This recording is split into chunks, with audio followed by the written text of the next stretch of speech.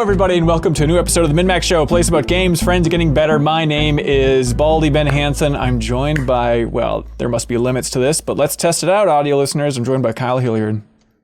The nickname usually goes in the middle. Ben Baldy Hansen. I'm not familiar with that. That's my Christian name, Kyle. Also joined by Janet Garcia. Hello. Also joined by Jeff Markiafava. That's me. But wait, there's more! Sarah Podzorski. Hello. Leo Vader. That's too many. Yeah, you're right. You're welcome to drop out of the call whenever you want. We have assembled the full crew of cohorts for this episode of the MinnMax Show podcast because we need to talk about Game of the Year stuff. We're going to be unpacking... Wait, we're talking Game of the Year? Yeah, are you ready to debate? No! Oh, wow, Go right now. Starting right now. We're gonna set the table. Leo, how'd you phrase it during the Party Chat podcast? Like the prologue? Is that what it is? Exactly. Give us a teaser. Give each other a teaser, really, is the primary purpose, so we can get a little bit more voices on some of the games that'll be in contention. Yeah. That are maybe slipping under the radar. But then we're kicking some people off the show and talking about the good stuff. We're talking about Atari 50, so please stick with us. We're going to be talking about Pentiment, the new Obsidian game on Xbox and PC. Somerville?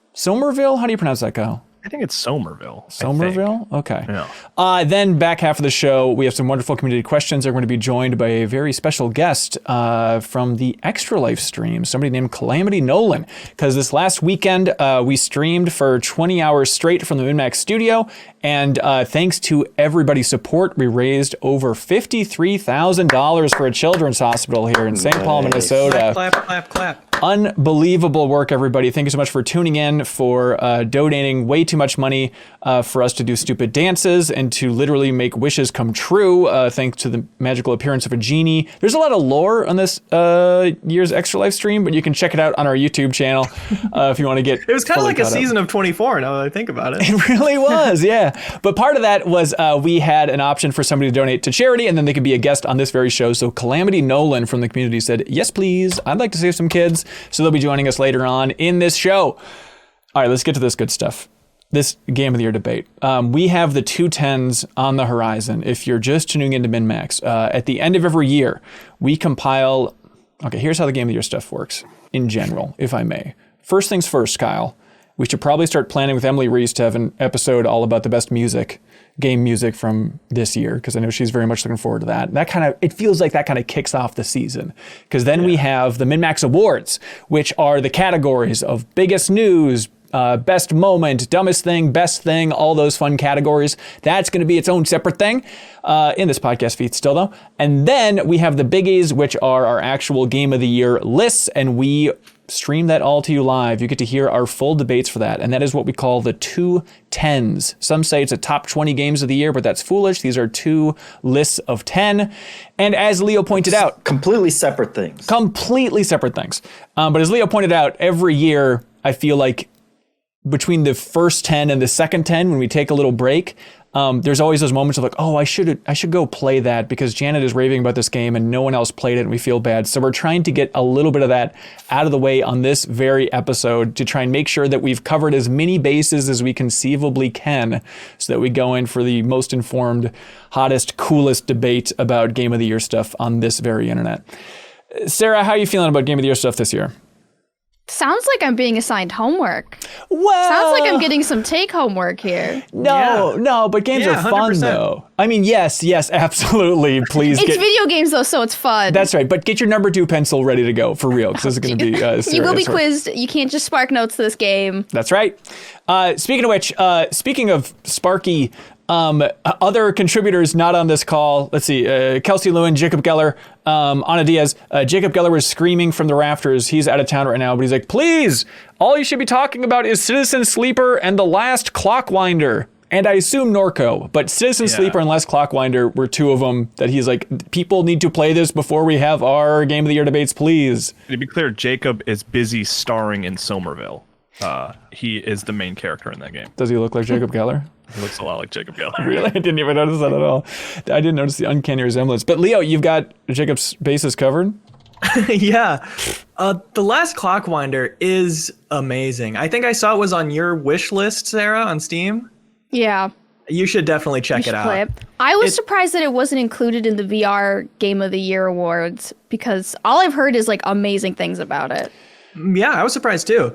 A quick pitch for that one is, obviously it's a great story and it's immersive and all the things you've heard about other VR games that have either gotten you to play them or haven't. But I think what's cool about this is something I've always loved about VR is simply picking things up and throwing them and like interacting with tactile objects is such a simple pleasure that games in the past, I guess, struggle to find a way to make meaningful gameplay out of, and you get a lot of shooters, wave-based defense or whatever.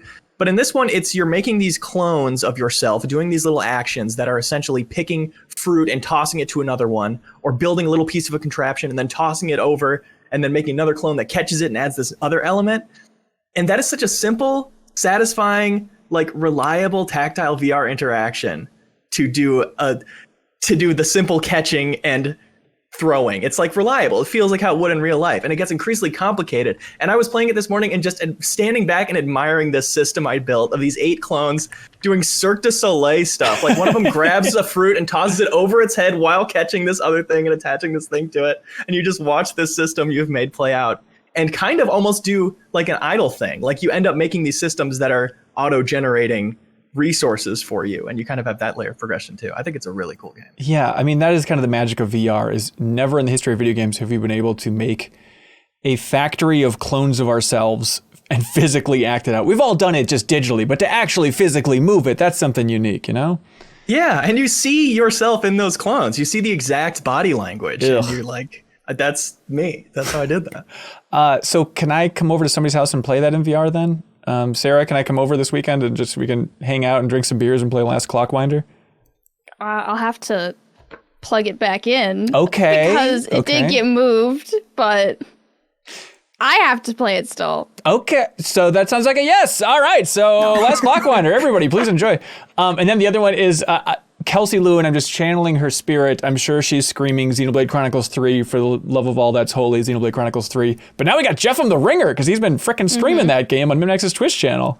Yeah, you told us that you maybe wanted all of us to be here, and I was like, I don't have a game to like tell other people that they should play, and then I realized, no, I've actually been playing one for like a month now, every Thursday.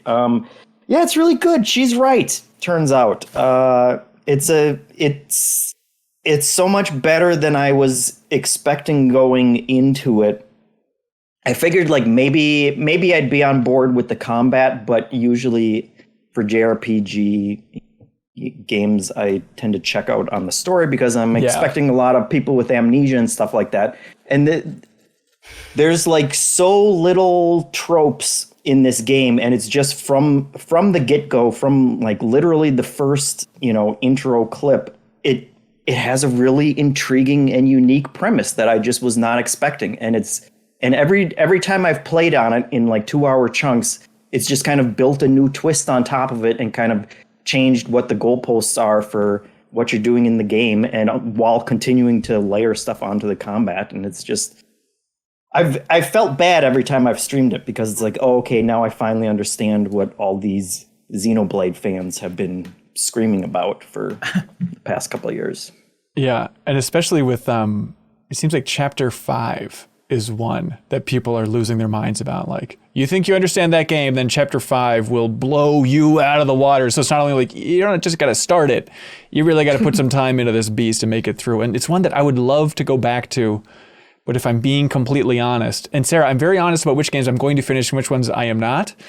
Elden Ring's a lock, slam dunk. I'm going to finish that, absolutely. But Xenoblade, it's like, I would love to go back to it, but realistically, God, I don't know. It's somewhere on the docket though.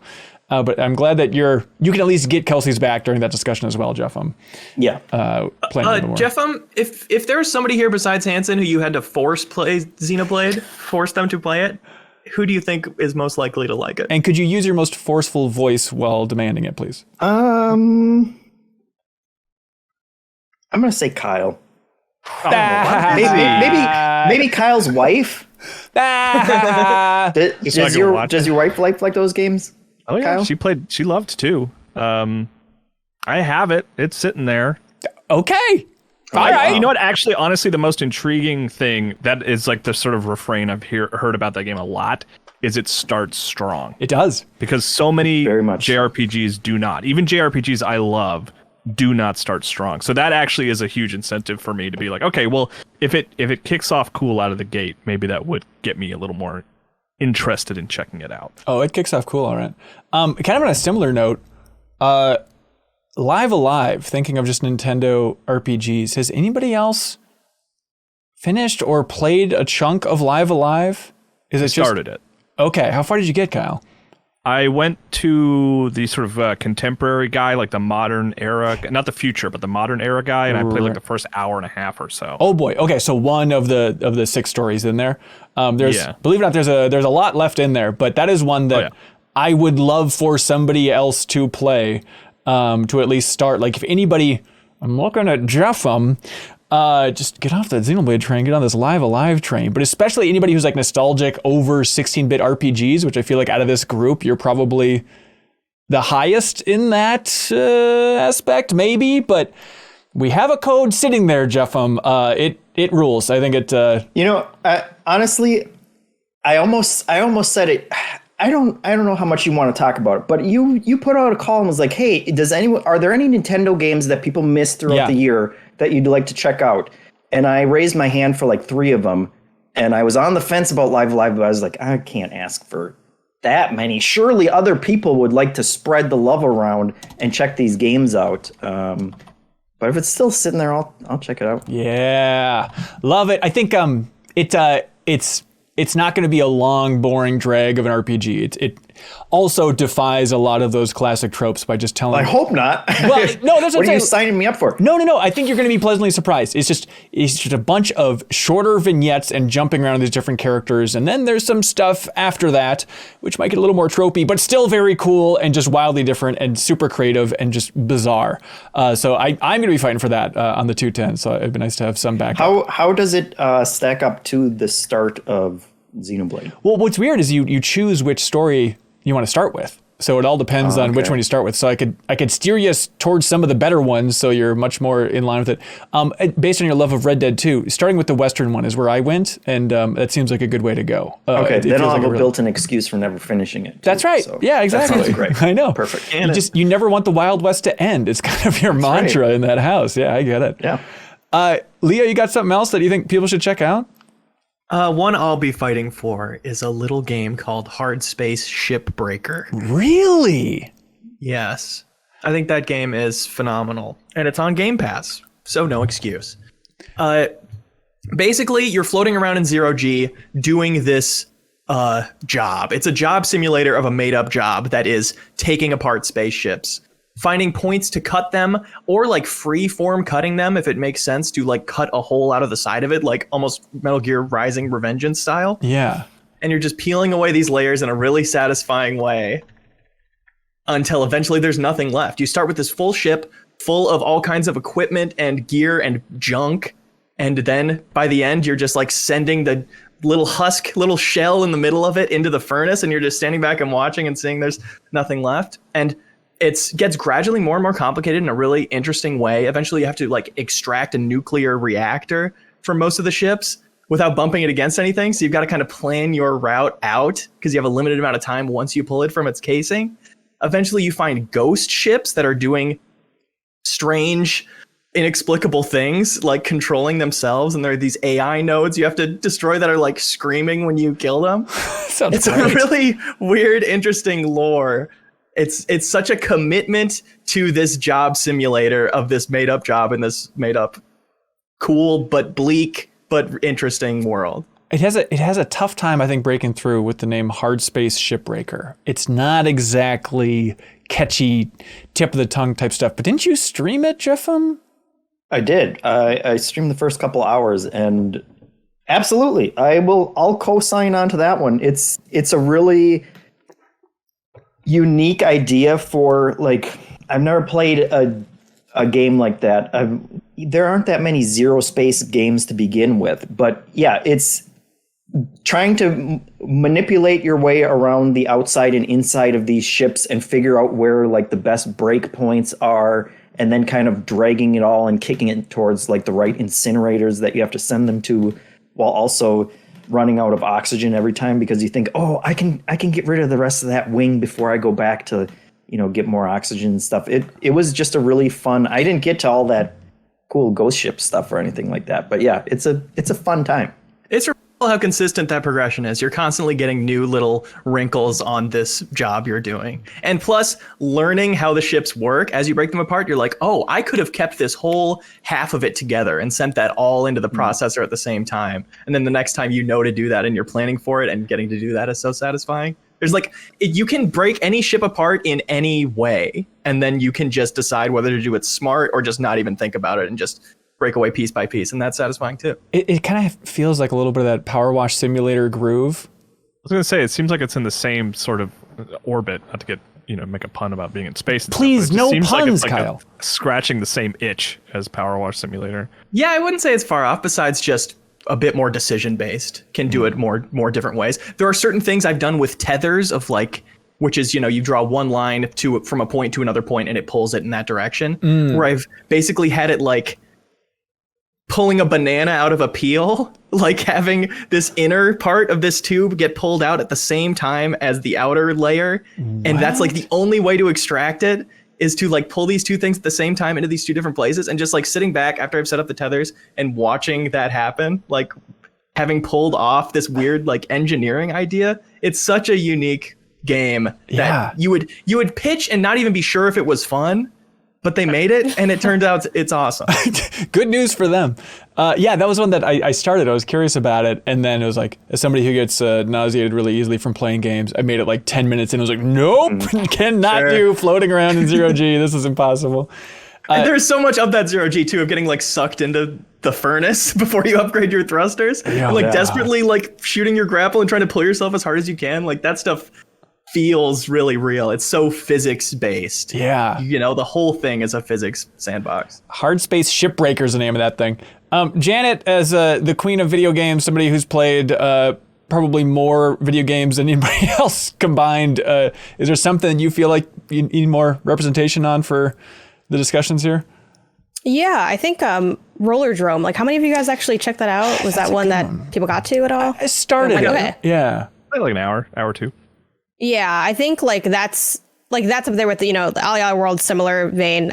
I did consulting on that, so I won't really go into detail on that game. But I think both of them are incredible skate games, sports games. I haven't quite beaten it yet, but I think that game's particularly special in nailing so many aspects of different mechanics, it feeling good to skate around in the area, it having approachability in its variety of settings on how you can turn off damage or change all these different aspects, where it can be a very challenging game, and there's a lot of fun to be had there in scoring enough points, in shooting. And it also has just I think one of the best art styles of the year as well. It's so striking, and I think it's so impressive to me how Roll7 has been able to put out two incredible skating games that are vastly different in the same calendar year. Don't know how they did that, but that's one that I definitely, if you haven't, it's a short game. That's the thing. I think it's maybe 5-6 hours. I think that one's worth seeing through if you started it and get the feel that's generally fun, because it does progressively build in the types of arenas and the types of challenges. So I do think that's one that might benefit from people hitting credits if they maybe were I got a taste. I feel I know what it is. Really seeing it through and seeing the different arenas and set pieces they create, I think helps establish what makes it so special. Leo, did you spend a lot of time with Rollerdrome? Yeah, a good amount of time. I made it to the last boss, and then that really soured me on it. Oh, really? So I'd be curious to have that conversation as far as when we're getting to where it lands in the top 20, because I think it will be in there. Yeah. It is really strong overall, but yeah, there are things about the last boss that What are you talking? The top 20? I don't understand what you're talking about. Sorry, the 210s. Oh, the 210s. Oh. Sarah, do you have your pencil sharpened? Yes. Okay. I feel there's a lot of games that just as a group we haven't really hit on, and I feel bad about. Total War Warhammer 3. So Sarah, if you could just play that. No, but there's a lot of. Are you? Me specifically? What have I done? No. I'm just saying. You won't shut up about Warhammer. I love Warhammer. I'm saying there's games like that I feel bad that none of us are really into that seem great. And it's stuff that at some point I would love to get into. But another one that is in that category that I feel bad that none of us have really tried. And I feel like Sarah and I think it's in our wheelhouse, is Grounded from Obsidian. Oh, yeah. Do you have any interest in that survival game? I mean, I do, but I think the biggest issue is it's kind of like, you need the friends to make it. Yeah. I assume if you go in by yourself, it's not going to be, a true, authentic experience. Right. So it's a matter of you need to convince all of your friends to get into this, and that's a pretty tall order. Yeah, it's like, how do you convince a bunch of people who play Valorant to come be little kids like shrunk in a lawn? Right. But you can make a sharp spear. Hanging out with Valorant people. Those are her people. It's just a long story. Yeah, maybe. I think we talked about at some point, like, I don't know if it's a group stream, but I feel like the two of us could have fun in that game. It probably. Leo, are you tempted by it? I know you did coverage for it back at Game Informer and stuff. But... I did actually play it again recently. Oh, really? A couple sessions with a friend, and it was really good. And what I wasn't expecting was how polished it is, especially for a survival game, which typically comes out of Steam Early Access or whatever. There's times where you're just stopped by how beautiful the sunrise is and the dew on the grass and stuff like that. Wow. That makes it a really cool, remarkably well realized being a little small guy type of experience. Yeah. I've started it in Early Access and I started it again at 1.0, and it's not getting me out of the gate, but I hear such great things about it as it kind of builds that I want to get over that hump before the end of the year to try and wrap my mind around what makes it so special. I did stop playing because I hit a big hump. It was like, there's a couple things I kind of want, but I can't find those creatures. And I don't really know how to even progress further. I just keep getting annihilated by every mid-sized bug I see. Yeah, I'm glad you gave it a try, though. Does anybody else have one they want to shove down somebody else's throat? I'm opening wide. That's scary. I have kind of like a low commitment one, which is Point P, the mobile Netflix game. Just really simple, just really perfect use of like the mobile platform. It's a game you can beat, which I appreciate. It when you start playing it, you feel like, oh, this is a high score grind. But no, it does have an ending, and it's just one of those games that's like they built it with the sort of the mobile sort of device in mind, and because of that, it's like one of my favorite mobile games of the year. And there's a good chance it might make my personal list just because I had such a great time with it. Yeah. Can you remind me of my Netflix password, though? Because I'd like to play it, but on my phone, I don't really know it's NPASSWORD. That's right. Okay, so you want to slow down and say it again? gmail.com. Okay, got it.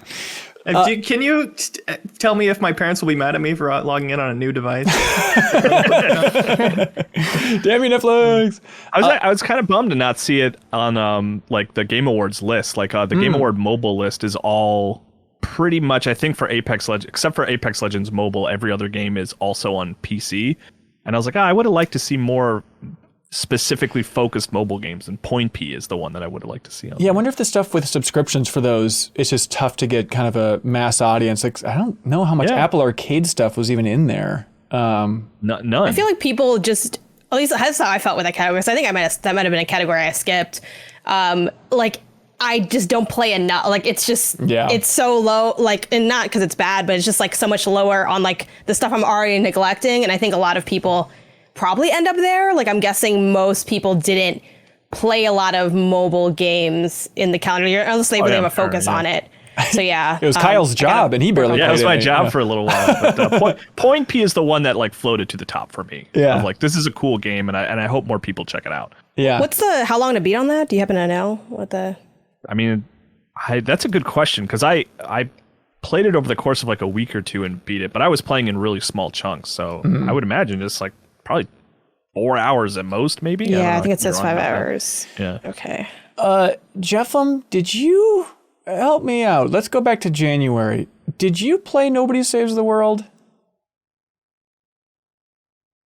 That the doesn't drink even box sound game, the familiar. action RPG? I know Janet and I were hot on it. I think we're the Hanson only ones that played it.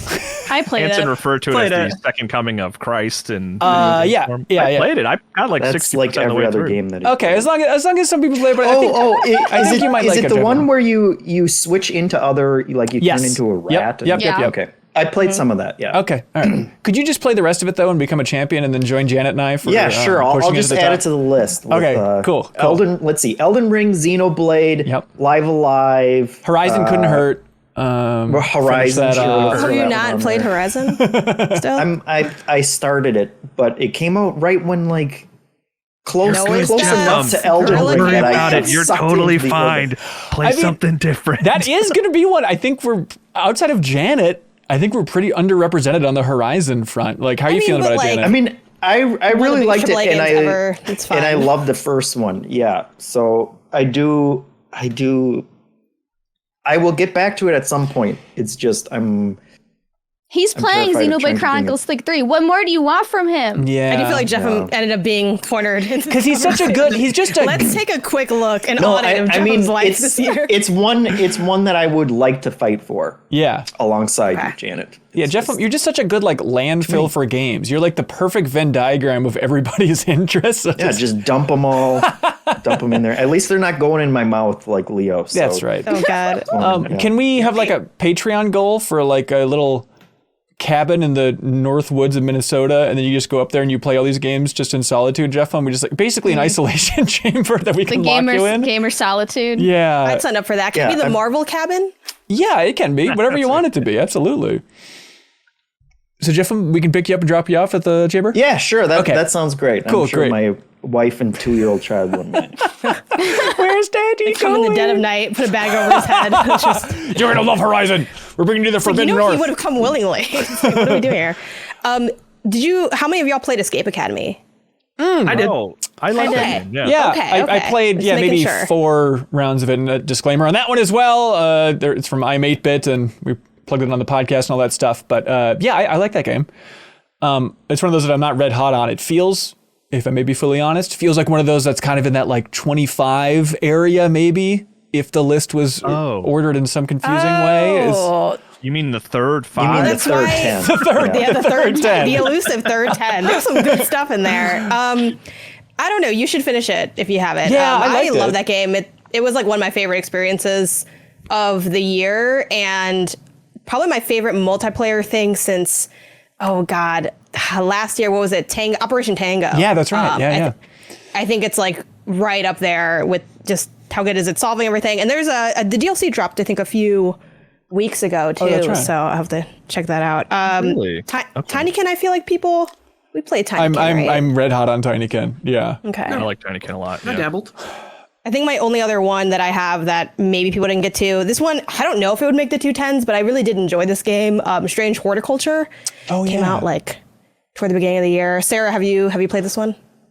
No, I mean it's on my list of things to play, and I definitely was interested when it came out, but I haven't picked it up yet. Yeah, it's one of those. I'm always charmed by any Steam game that comes out and it's like, oh, let's look at reviews. Overwhelmingly positive, and yet it doesn't feel like people are really talking about it. So it's beloved out there. I'm interested. Yeah, y'all should check that one out. As far as like games you may have missed, it is a super fun premise. It's point and click style on PC, and essentially you're running. It's not an apothecary shop, but it's like you sell like plants and herbs and things, and people come to you and will say, oh, I need this certain plant. But sometimes they'll kind of omit, or they won't know some of the information. So maybe they'll say something like, I need something to soothe a headache. I'm just making up the examples. And then you have to kind of look through the plant descriptions and try to find what plant. You have like the tags and a book, and you're kind of slowly using all these tools, and there's like a map at one point. So it's like a really fun sim that's kind of has this puzzle solving layer. And then running underneath all of that is sort of this ominous, larger story of what's going on in the town. So it's kind of a little bit spooky, a little witchy, and just genuinely like a really fun, relaxing yet intriguing simulator. So I really enjoyed that game. Again, I'm not sure how hot I'll be on it come the 210s, or like where it'll land or how much I'll fight for it. But I'll definitely be one that I shout out when we do our like mega list of every game that we felt anything for. Like that was a really fun time that I had early this year. Yeah, and it's on Steam, and it came to Switch too. I forgot about that. So Strange Horticulture is the name of that. My follow-up to that, Janet, that sort of your description of that game, like how you felt about it, is exactly how I feel about Signalis, which was like, I was gonna ask if you played that. yeah, Because I just played it, and it felt like a very Like, I feel like I was like, oh, Kyle might like this. And you were right. It's Oh, it was one of those nights I think we've probably a lot of us have had where you just try a bunch of different Game Pass games, and that was the one that I was like found myself like 4 hours in, and I was like, oh, I think I'm gonna beat this one, and it's very Silent Hill-esque. It's very Silent Hill inspired. It's functionally plays like Silent Hill, but the thing that's really charming about it, which maybe Hanson you'd be into, I'm not sure, is like we have lots of like indie games that are heavily inspired by the 16-bit era of games. Signalis is a game that feels like heavily inspired by the 32-bit era. Like it really feels like and looks a little like Metal Gear Solid. And it's creepy and weird, and it's just a cool sci-fi story, and it ended up like getting its hooks in me, and I played through it over the course of like 2 or 3 nights and really enjoyed it. I feel like I had the best case scenario for Signalis with a couple of addendums, which was I was at Dan Reichert's house and booted it up with Tim Turry, because Master of Survival Horror. I'm like, I want to see you play this game. This seems great. And maybe we were just a little bit too drunk and it was too late or something, but like it didn't have a big impact on me. And We kept vomiting? Right, so it's tough to see the screen. Classic 32-bit style. It's not really like a hey, hang out with friends and check out this game kind of game. It's like a turn off the lights and put on headphones and accept the slow burn until you get a gun, and then it gets There's a lot of like reading. There's a lot of like little things they expect you to read into while you're playing it. Yeah. I really like that it goes from kind of top down to first person perspective for some puzzles, and it still looks amazing in both perspectives. I was really surprised by that, and it does a good job kind of, changing the pace a little bit. Yeah, Interata from the community wrote in actually on Patreon. They say, hey crew, Smack, which is a user in the Discord, raved about Signalis, so I picked it up and delayed playing Ragnarok until I finished it. So if I may recommend a game everyone should try before Game of the Year talks, it's Signalis! So you're not alone, everybody. There's definitely a groundswell out there. Yeah, that's cool. That's cool. I know Jacob Geller is very into it, but the Stanley Parable Ultra Deluxe, Sarah, did you play? I'm trying to remember. Did people play through that thing? I don't know if I ever got to the DLC, because I just started playing the Stanley Parable. Right. And I don't think I ever like started to check out the DLC. It's very clear, like there's a door that says this is the DLC. That's exactly. So, and to be fair, I want to couch it. It's not DLC. It says new content, and the more I can kind of nudge people. Is that what we were counting for Echoes of the Eye? As opposed to regular Outer DLC, Wilds? which is I'm not just new saying, content. I feel like it's easy to see it as, it's the DLC or the remastered console version of Stanley Parable. An interesting argument. Sarah, I'm saying it might be more than that, everybody. If you check out the Stanley Parable Ultra Deluxe, it might be part of what you think it is going in, and maybe it's more than that. But it's one of my favorite experiences. What does that mean? Maybe it's more than that. It's good. just a different I don't game? want you to expand anymore. It is one of those spoilery things that, if I explain, if I could say something, they'd be like, oh, okay, I see why it's more interesting. I could wow everybody right now by saying what it is, but I'm not going to say what it is. It's very bold of you. Trust me, you'd all be like crying from the beauty, and I'd be so eloquent, and you'd all Trust think me, I was it's got to be number one. Moving on. Here, I'm writing it down right next to thank you. Hard Space Shipbreaker. Do you actually have a literal list, Sarah, by the way? Me? Yeah. Did I mention that I had a list? You said it's on the list. I didn't know if you actually like a Google Doc or something where you're tracking stuff to like maybe get around to. I do have like a little spreadsheet, and I have to play and then like played and enjoyed. Because sometimes I find it hard to remember. Yeah. What's on the to play list? The list of to play is getting a little scary. Do you want to run it down? Yeah, we have, obviously, I want to play Pentiment. I want to check out Vampire Survivor. Yep. I need to recheck out Power Wash Simulator because it's been like a year since I played it. Yeah. So I missed all the new stuff. Pokemon's on there. Goodbye World just came out today, I think. Oh, yeah. There's this little horror game. It's not out yet, but there's this little horror game where you play as a tugboat called Dredge that I really want to play. That's a good name. That was good. Yeah, and then Triangle Strategy is like, I probably won't get to it, but it's on the list. Xenoblade 3, I don't know if I have 60 hours, but it's on the list. I added Hard Space Shipbreaker and Strange Horticulture. Perfect. That is the perfect list. I'm literally looking at my list and crying. Yep. We can just take that list, and that'll be the first 10, at least, I think. Leo, if I may press again, Return to Monkey Island. I would love to have somebody else who played that, and I feel like it's right there. It is on the table. I'm taking off what's it called? The fancy tin thing you take off the plates? Is there a name for that? A cover? the cover, Leo, and I'm Is it in like wafting. Leo it's not like a Right. cloche? Cloche? Cloche? Sorry. Cloche, but no I'm making cigar. words up. Anyways, I'm wafting the smells We're not of the fancy fine enough. meal over to you, Leo. I hope you get to that before the end of the year. Thank you for reminding me. I've played a bit. I will play more. Okay. Your recommendation. Thank you. I really, I think you would enjoy it if you got through to the end. I think if you pushed yourself through, you'd really enjoy it. I think that's basically it for me. I finished Mario and Rabbids and love that game. Loved it a lot more even than I expected. But it's one of those where it's like, I think you kind of get the idea. I think it ends really well, but I think most of us have played a couple worlds of it, like that level of thing, and it'd be awesome if other people finished it. But it's one of those where it's like, I think everyone's going to get a fair read on what that is, which is good, damn it. Anything else that we missed here? You should all play Trombone Simulator just because it's fun. Just because it's fun. And that's what we're here to do, is to have a little bit of fun. So I guess that's fair. All right. Okay, then I guess on the count of 3, we got to all break, and then we all go play these games. Yeah. Jacob, it's Citizen Sleeper. Oh, Do we have enough people who check that out? Do we need more? I need to beat it because it's a fairly short game. I played the first 4 hours of it. I loved it so far.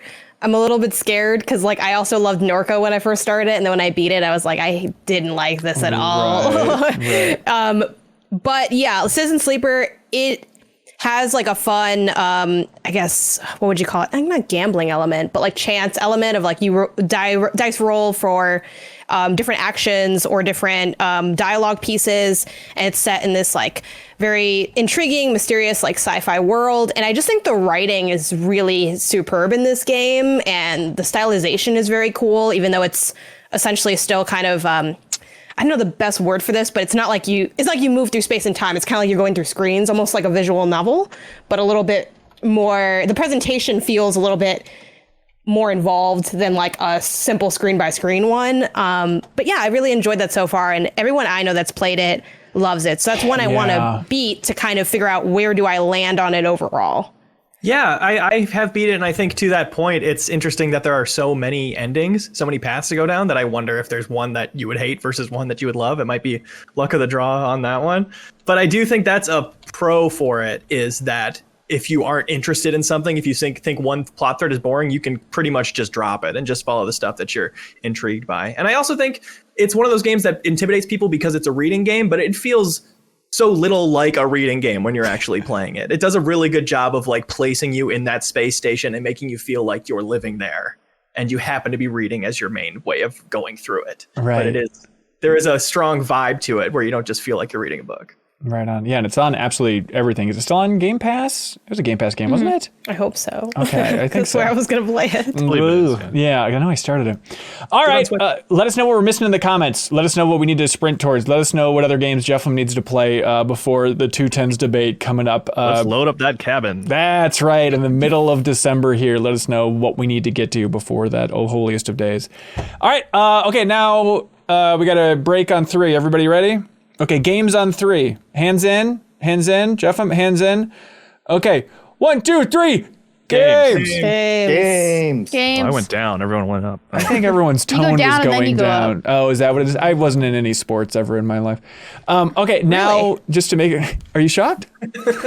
Have you seen my body? Have you seen me move? Sports? How quick we forget. Yeah, that's right. That's right. Which, I mean, again, one of the most amazing things about that Extra Life stream was we auctioned off the basketball from that Wii Sports video, and it went for hundreds, which is just. Hell yeah. I mean, as it amazing. should.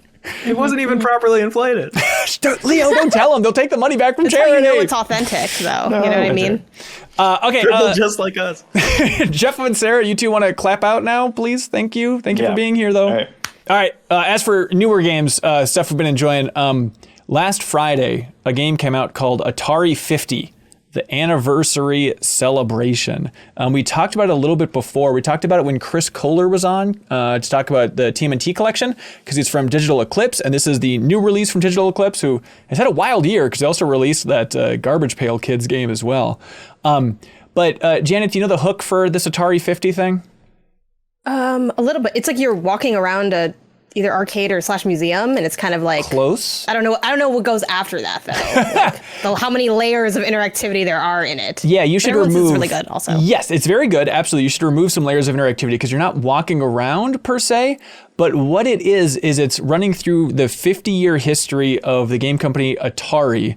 And starting out, it's like, hey, we have 90 Atari games packed in here, going, to the Jaguar from the very beginning, all this fun stuff. But then the interesting thing about it, it's more than just a simple game collection, is it actually lets you walk through. I say walk through, but not literally. But there's kind of a glorified, actually really well done menu to relay the entire history of Atari. And you're working your way through that timeline. And then there's wild artifacts like, hey, here's the original business card from Nolan Bushnell, or here's like this marketing pamphlet, but then also here's a 3-minute video or a 1-minute video with one of the designers talking about the history of this game, or here is this game here. If you hit Y, then you can just jump in and start playing it to get a sample of where they're at. Leo, what do you think of this thing so far? It's cool. I was initially disappointed that you can't play every game they mention. Right. But as you go through it, you realize there are so many that you can, including like this, we made this idea that never got made, or this is the prototype version of this game that never got released. You can fully play those. And sure, my average playtime for any of these is like 3 seconds, but that's truly not like a knock on it. It's really cool to be able to dive in and just feel what it's like. Yeah, and I'm such a sucker. It genuinely made me emotional about a game that I didn't care about at all before, but like Atari's Tank. And it's a whole thing about the history of Atari's Tank. And then it's like, by the way, now here's a sequel that Digital Eclipse made. It's called Quadra Tank. It is the first sequel since 1978. Please enjoy. It's like, God, that is so beautiful just to like celebrate the past in as thorough a way as possible, which, they also did a great job in the TMNT collection. We talked about that, but this feels like another step up. And especially having those videos in there where it's like, all right, here's a lot of these Atari designers. I don't want to be too morbid. They're not going to be on Earth for much longer. And just having this now preserved, amazing collection of just one of the most important companies in the history of video games. It's like, just, you couldn't do it better. It's unbelievable. And it seems decently raw. Like, of course, it's celebrating Atari, and that's the main goal of it. Right. But there's one video that I really enjoyed that was about like addressing the rumors that drug use was rampant in that office. Oh, yeah. Yeah. And it opens. Did you watch that one? No, I didn't watch that one yet. It's really good. It opens with one higher up who's like, it never happened in my office, whatever you've heard, I never saw it. And then it's 15 interviews with other people where they're like, yeah, we're smoking weed in the office. There was a guy who worked there who was the weed dealer. That was his job. And one guy says, he was like, yeah, so I was hanging out smoking a joint with psilocybin and cocaine in it. And I came up with this design doc for a game. And then that design doc got turned into a game, exactly, with no edits. We made that game, and he didn't say which one it was, unfortunately. Oh, really? Oh, damn it! It's like you don't look for whatever people do say it's about. You don't look at Adventure and go, "What were they smoking when they came up with this stuff?" But apparently, they were going nuts in that office. Yeah, it's cool. Like they have a lot of old Atari designers, but then they have people from around the industry too. Like they have one pretty early on where it's like, "Hey, the legend of the first Pong cabinet in a bar and how it stopped working, but the reason it stopped working is because it was literally too jammed filled with quarters. It was making too much money." And so they have, like in that one at least, a lot of people from the industry. Like here's Tim Schafer telling his version of that story that he heard. Here's Cliffy B telling his version of the story. Here's Eugene Jarvis just letting F-bombs fly as he tells his version of that story. So it's cruising through the F-bombs. That's right. It's so cool. And there's one weird story early on too, because believe it or not, yeah, Atari's history at times, it's not the most glamorous. But did you see that one about the game called Gotcha, Leo? No. It's a game called Gotcha. Which with the two cups you interact with. Easy. Yeah, so it's like the fourth game that Atari ever made, and it's like a 2-player game where you just like chase each other through a maze, but all of the marketing is like a guy picking up a girl and just kind of gross stuff like that. But then literally the 2 joysticks on the controller have like pink domes over them, so you're like rubbing 2 boobs to like move the controller. That one wasn't playable in there. They might have a special edition with the special boob controller, I'm not sure. But yeah, I only hope. It feels like the best interactive documentary since Beatles Rock Band, which is very precious to me, but it has kind of that vibe of like, I am looking forward to just walking through the full history chronologically, and then jumping to better games like Tempest 2000 and stuff and actually having a great time playing it. Is it it's a weird question here, but is it like linear, or is it kind of like, hey, here's a bunch of options for you to learn about? Because I would love it if it's like, here's a timeline and we present it to you in a specific order. What if I told you it's linear, but you can choose where you want to go? Which is kind of how it is. It's like it kind of broken up into chunks. Suggested linearity. I just don't want to like jump to 1978 and see what's going on there. I want to like read it like a book almost. You can do that completely. Okay, cool. Yeah, absolutely. It's on everything. It's $40, which some people. Yeah, which some people want to be like, it's that tough thing of like, that does strike me as high. There's 90 games packed in, and for the experience, I mean, I guess 50 years of Atari knowledge, that's worth something, but it did stand out a little bit to me too, Leo, of like, okay, maybe wait for it to go on sale, but it's still really cool, and they deserve the $40 because the team nailed it over a digital eclipse, but... only $2.25 per game. That's right. Hey. You don't want to lose money on this, you know? That's right. How much do you want to pay for Quadra And all Tank? the whole history, that's got to be at least worth like another game. Yeah, I think so. But it's cool. I'm looking forward to blasting through all that stuff here. It's going to be an interesting one for like, how much of a game is it for talking about the greatest games of the year? I think it counts, just interactive documentary style, but I love it. I'll back you up. Thank you, Leo.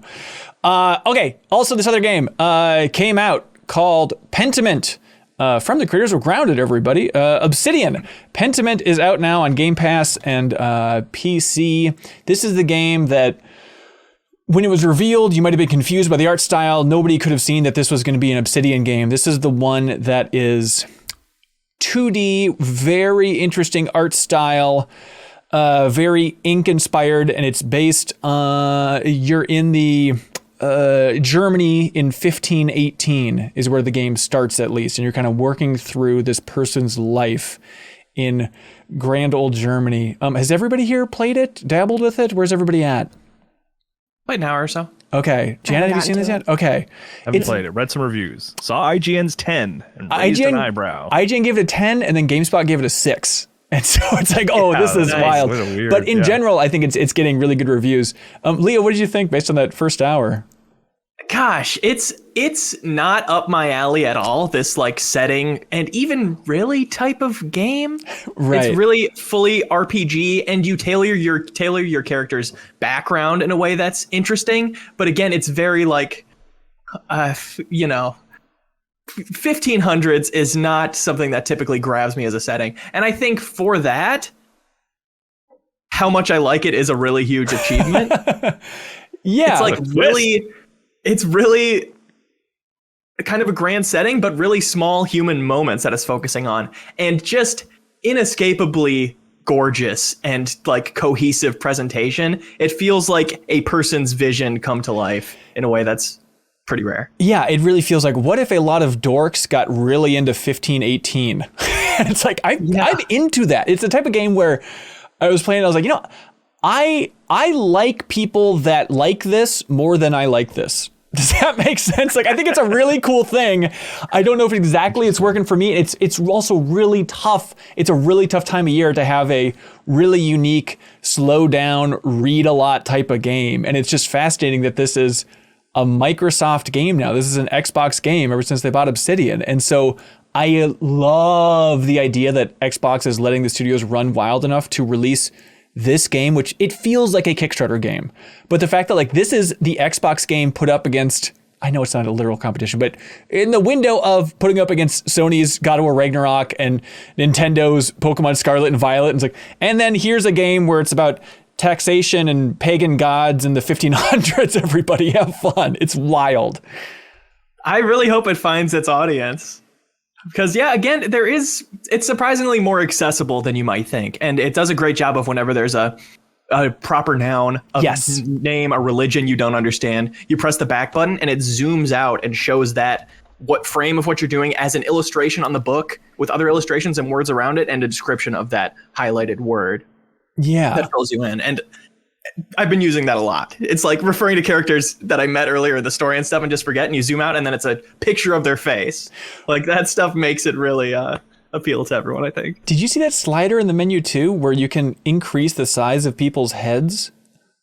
No. It's like a big head mode slider, and I wonder if it's just to like Every game should have that. I think it really should. Fair, yes. What is the gameplay application though? Does it just help you make out more details? I think it's just to have these people stand out a little bit more, because I know it's kind of a wide shot, and maybe like you want to get a better look at their faces to help remember who's who and whatnot. Yeah, it could help you identify people better as an accessibility thing. It also asks you, like, we like handwritten fonts for this game. Yeah. So it feels like it's being written in front of you. Like letters are being erased and like moved around as they do typos. That's one thing that I heard that it's like sounded really cool is like the writer, quote unquote, will like sometimes miswrite something and like have to erase it. That's cool. That's like a fun little detail. But the accessibility aspect is you can also just replace that with regular typeface if it's too hard for you to read. But that is used really interestingly as like minor spoiler for something that happens really early, but I think might interest people, is like you're talking to somebody, at least in my playthrough, and they're doing the handwritten script and yours is a bit more proper. Your character talking is always looks a little more typed. And this person is revealing parts of themselves to you and you go, I kind of underestimated this person. And then their font changes to be more like yours. And stuff like that makes it feel like there's going to be some unreliable narrator stuff going on of like, this is someone's account of what happened. Yeah, it feels like the magic of the game is playing through all of it. And I hear it's like 15 hours or so, 15, 20 hours. But I think it's going to be that full scope. The fact that you're making these big decisions, it basically feels like an adventure game through most of it, you know? But you're making these big decisions and then seeing how that impacts the world around you, the characters around you as everything ages and you get older and whatnot. And so it feels like the worst type of game to be like, I played an hour of it. It seems kind of cool and unique, you know? So I apologize for not spending more time, but we've been busy over here. But yeah, I hope some of us get into it because it's a very, very cool, weird thing. And it's just, I am just delighted that Obsidian is allowed to do this. I love it so much, and I intend to play it more. Okay. It's one of those things where it's just like, boy, I'm grateful this exists. Yes. I'll fight for this in the top 10, even if I never played it. Yeah, You know? yeah. And there's definitely that fan base out there. So it's Josh Sawyer. It's his project, and he's a designer going back to like Icewind Dale at Obsidian. He directed Fallout New Vegas, is where a lot of people locked into him in a big way. And then he did Pillars of Eternity, that Kickstarter project. And so I feel like he really built up a deep connection with the community at Obsidian because of that, and for this to be the dream project when they get the Buca Dolores money, as some would say, from Microsoft rolling in. It's like it's very cool. And the artist is Hannah Kennedy, who I remember visiting the studio for the Outer Worlds cover story trip at Game Informer. She did the art for that Game Informer cover. And I remember in the studio even, it was like, oh, Hannah Kennedy, she's an all-star artist, a Hall of Famer. She's so good, great up-and-comer. She did the art. It's going to be great. And so it's cool to be like, oh, now here's an entire game based on her art style for this thing. And yeah, if we didn't explain it well, it's kind of, think of like the kind of Terry Gilliam, Monty Python style art. That's probably the easiest frame of reference. And there's parts Almost of it that looks like cutouts. Right. But really detailed. Yeah. Pentiment, everybody, from Obsidian on Game Pass and Steam and all that fun stuff. I was playing it. I was like, God, this is so cool. Is this turning anybody on to Game Pass? Is this worth it from the Microsoft point of view of buying Obsidian? Then this is what they released because they want smaller games to fill out Game Pass. I was like, is anybody being turned by this? And then it turns out somebody that comment over on Patreon, Pierce over here, and says Pentiment might be the game to get me to order an Xbox and Game Pass. As a huge fan of Josh Sawyer's online discussions on game building and RPGs and also this historical period, it seems like a slam dunk. What a cool idea for a game. So Purse is the answer. Purse is the person you're looking for there, Microsoft, because you're turning some people onto Game Pass with bold decisions like this. So yeah, when I started playing it, I was kind of like, this seems so niche. I would believe this would sell 3 copies. Yes. You know? Yep. But yep. I'm glad that people are hearing about it. Yep, exactly. Hey, this other game, Somerville from Jump Ship. Kyle, you reviewed this thing. You've been playing the hell out of it. This is the game, Somerville, that is from Dino Patti. Is that how you pronounce it? Dino Patti? Yeah, I'm not exactly sure how to pronounce it. Dino Patti. Yeah. But he's the co-founder and a former CEO of Playdead, the creators of Inside and Limbo and all that good stuff. And then the new studio is called Jump Ship, and this is their first game here. But it's Dino Patti's executive producer on the game. And then it's written and directed by one guy, Chris something. Chris Olsen, who's like a British animator. I looked it up. It's I guess he has more of like a Hollywood history. Animated films and stuff like that. So the easy pitch is it's kind of a little bit like Inside, but 3D, still kind of isometric-ish. In that genre, yeah. I mean, it's actually like gameplay-wise closer to Little Nightmares, where it's like linear direction, but you have a 3D space where you can move on all the axes. Yeah. So it's on Game Pass. Did anybody else? Janet, did you check out Somerville yet? Mm-mm. It's okay. You're forgiven. I played an hour of it. Okay. I was gone for a week, so that's why I haven't done anything since I left. I started it and was like, okay, it seems interesting. Sure. And then how far can you guys tell me what happened? Like, did you get to the sort of inciting incident? Very much so. That is the moment that, like, I'm in the woods right now. Okay, great. But when that inciting incident happened, it's an alien invasion story, everybody. Yes. And when that hits, it blew me back in my seat, Kyle. I was like, yes, this is what I love. And then even like running through the woods and having beams of light from aliens sweeping through the woods and like this soundtrack and atmospheric sounds of just like trees groaning and moving. Like, this is it. Just very War of the Worlds 2005 from Spielberg. I mean, there's a lot of influences in here. It's even more Spielbergian. Really? It's definitely Close Encounters era Spielberg. Well, that's it. I mean, even the opening of having like, you start out controlling a kid. It's a family of 3 and a little cute puppy. And you start out controlling a kid wandering around this house as there's like lights outside. And it feels very Close Encounters, like that scene where he's like, come through the door. That whole thing. Oh my God. Should I be as excited as I am based on this opening, Kyle? Or where does this thing end up? Yeah, I mean, if you like that opening, you're going to like the rest of the game. And Okay. You should absolutely finish it, like 100%.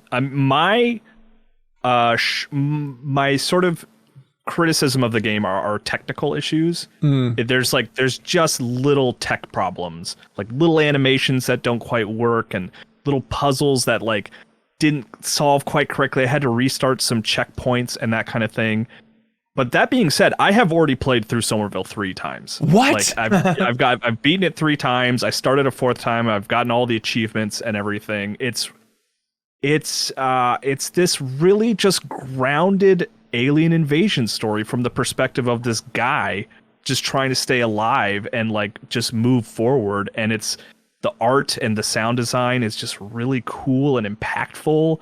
And the ending is really strong. Ooh. Like I really like it. I like it, but it is held back by some technical issues for sure. And it's such a bummer too, from coming from a genre or from being the spiritual successor to a game like Inside, which is one of the most rock solid games I've ever played in my life. Yeah. And to go for something that's like, oh, spiritually it feels so similar, but now I'm worried that the game's going to break at any moment. That's a bummer. It never fully breaks. I mean, it's just that thing of like, you might run into stuff where it's like, I got to restart a checkpoint here. And the checkpoints are friendly, right? And I know you, Ben, you're going to get annoyed by some puzzles. That they're just hard? look them up. They're not. I just know you. Well, yeah. Okay. Just Google the solutions. Just let yourself see it to the end. There's no shame. This is what it looks like when you truly know somebody, Janet, is he's looking out for my stupidity. He's got my back. Look, I helped text your way through Inside with you, you know. You were sending me questions. And then it ended up with me loving that game, and I played through the game like 3 times, and I got to help my friends and seemed like a genius. Like, I know all these puzzles. I'll have to consult my text from Kyle. But truly, like, if you that first moment, that first big explosive blast that like really made me jump genuinely, because I had headphones on and the lights off and everything. Like, if you're on board at that point, like it's you know, it doesn't really lose that momentum to me anyway. I don't think it did. Oh God, I love that. Leo, are you digging it so far? I'm not really. I feel like I do need to try it lights off, because I feel like I'm bouncing off it for the same reason I didn't really vibe with Inside. Ooh. Which I'm finding is just like, the style is really distinct, and I appreciate that for sure. But it's like so minimalist that it's hard for me to like get lost in it and forget that I'm playing a game. It's like I'm constantly thinking about the puzzle mechanics and stuff. The characters never talk and things like that. The music is really subdued. It doesn't quite create a soundscape, at least in the early parts. That's like a tone more than like gives you a soundtrack to listen to. Right? Yeah, exactly. Versus like Pentiment, even like, you know, you're just looking at a screen with a couple characters on it and some sheep and stuff, but it's like this really rich soundscape where you really feel like you're in that medieval town, you know? It's a bit more. Yeah, I mean, speaking of knowing you well, knowing you guys well, Leo, it's a very linear game. It's all about presentation. It's like, it's just short of like being a short film almost or something like that, right? It's like, in fact, like one of the things I talked about in my review is like, I actually like immediately restarted it to sort of have the best experience of the game, if that makes sense, because I knew all the solutions and everything. Right. So that when I played it the second time, it could be this really smooth sort of story where I just like know what I'm doing, and the story executes correctly, and I get the best version of it. And I 100% recognize that's something I get out of games. That is not something Leo gets out of games, you know? Okay. What? I respect that. How long is it? I think like my first playthrough was about 5 hours, just because I was getting, just figuring out puzzles and stuff like that. But like the third playthrough where I really knew everything, because I played it twice on PC, and then when it launched on Xbox, I played it again on Xbox. That took me about 3 hours. Okay. Right on. So you can get through it if you know what you're doing. Did you appreciate the Shining reference for the intro? Is it just like the car shots, wallpaper? just the wide shots of the car slowly driving into the location. Oh, I guess I'm just trying to give you crap for not seeing The Shining, I think is. No, but there was there's a game I played recently. Oh, you know what it was? I think it was Signalis. I think has the pattern of the carpet. The carpet, I think. Yeah. I could be wrong about that. Yeah. Yeah, I should watch The Shining, you're telling me? I watched The Shining. Did you, Janet? Yeah, I watched it on What'd you Halloween. think? How'd you do? I liked How'd you it. do? I enjoyed it. How long did it take you to beat it? Did you get It was actually longer than I thought it would be. It was like over 2 hours. Yeah. And I was like, whoa. Like, what is this 2 VHS tape? Whatever the hell. But yeah, I enjoyed it. It was a lot different than I was expecting because like, I guess I went in thinking it would be like ridiculously scary. Yes. And it's more like unsettling, creepy, and it was just fun for like I think the cultural touchstone content of like, okay, this is this thing. And it's weird watching something where you like I know about the axe through the thing, here's Johnny, the Simpsons like, has girls in the told you hallway. everything, yeah. Well, we watched Treehouse of Horror a little bit after, and I was like, oh, this is trying to do that, but I never like noticed the through lines. But yeah, I thought it was intriguing. Some small beefs, but nothing too crazy. Give me your biggest beef. Number one beef with The Shining. Okay, so piece of that beef. spoiler alert for The Shining. Yeah. I thought it was weird that the guy, the head chef, who like came back in, who like Right. can like see the future to some degree, gets like killed immediately. Like wouldn't he see him around the corner? Like it just doesn't. It's not adding up. Oh, interesting. So, yeah. That's spoilers for The Shining, everybody. I love that. I love just that long build of him literally traveling across the country to be like, I need to help these people. And then he gets all the way to the hotel, then immediately, axe right to the chest. And the Shine is kind of a confusing power in general. I don't think he's like Daredevil and he can detect exactly where all people are at any point, right? But that's interesting. I Sure, can but dig like it just seemed like.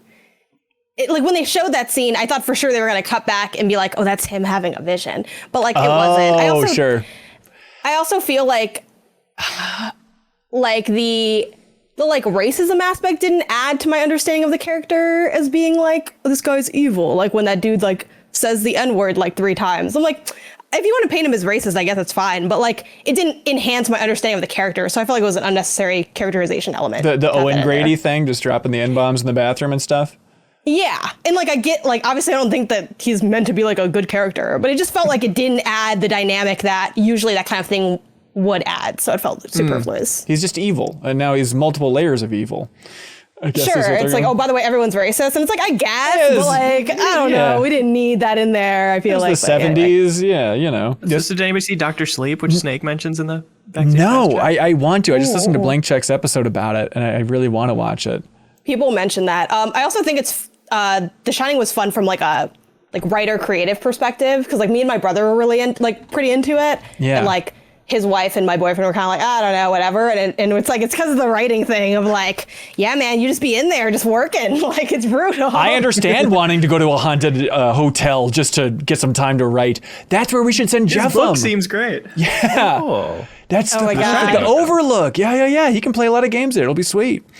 But it was fun. Like the buildup of the toxicity, the like madness, like it was enjoyable. I think it's like well worth. No one's ever said that sentence. I haven't seen The Shining. I've heard a lot of criticism of it. Never heard the word fun. I think It is fun. It is genuinely fun. Like when they get to the hotel, it has a little bit of that kind of like, you know, Day of the Dead, Dawn of the Dead style thing of like, oh, they're just in this giant hotel and they can do whatever they want. Like a large chunk of that movie is fun. Full nudity in that movie, which I was not expecting, and I was like, whoa, this scene's going on for a long And Kyle, it's primo nudity. You'll be really into exactly where it goes. I'll It's watch it super tonight, up then. your alley. Hey, Also, I thought that scene was weird, right? He pulls up and he's like, let me just make out with this random woman Yeah, from you this know- dub. Like, you know, men. anyway.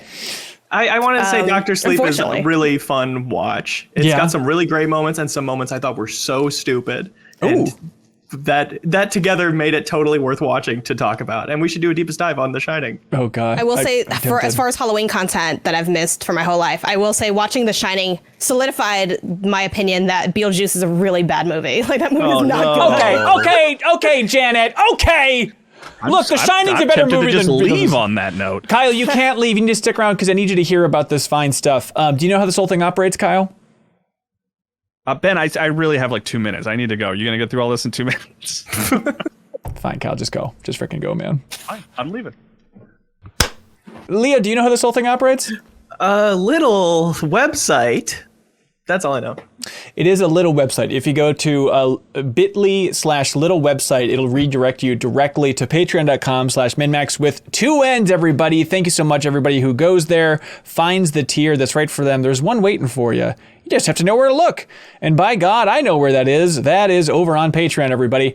And thank you to some of our biggest supporters, people like Mint Mobile, ladies and gentlemen. This holiday season, the best deal in wireless can only be found at Mint Mobile, they want you to know. Right now, they say, when you switch to Mint Mobile and buy any 3-month plan, you'll get another 3 months for free. As the first company to sell premium wireless service online only, Mint Mobile lets you order and activate from home with eSIM while saving tons on phone plans starting at $15 a month.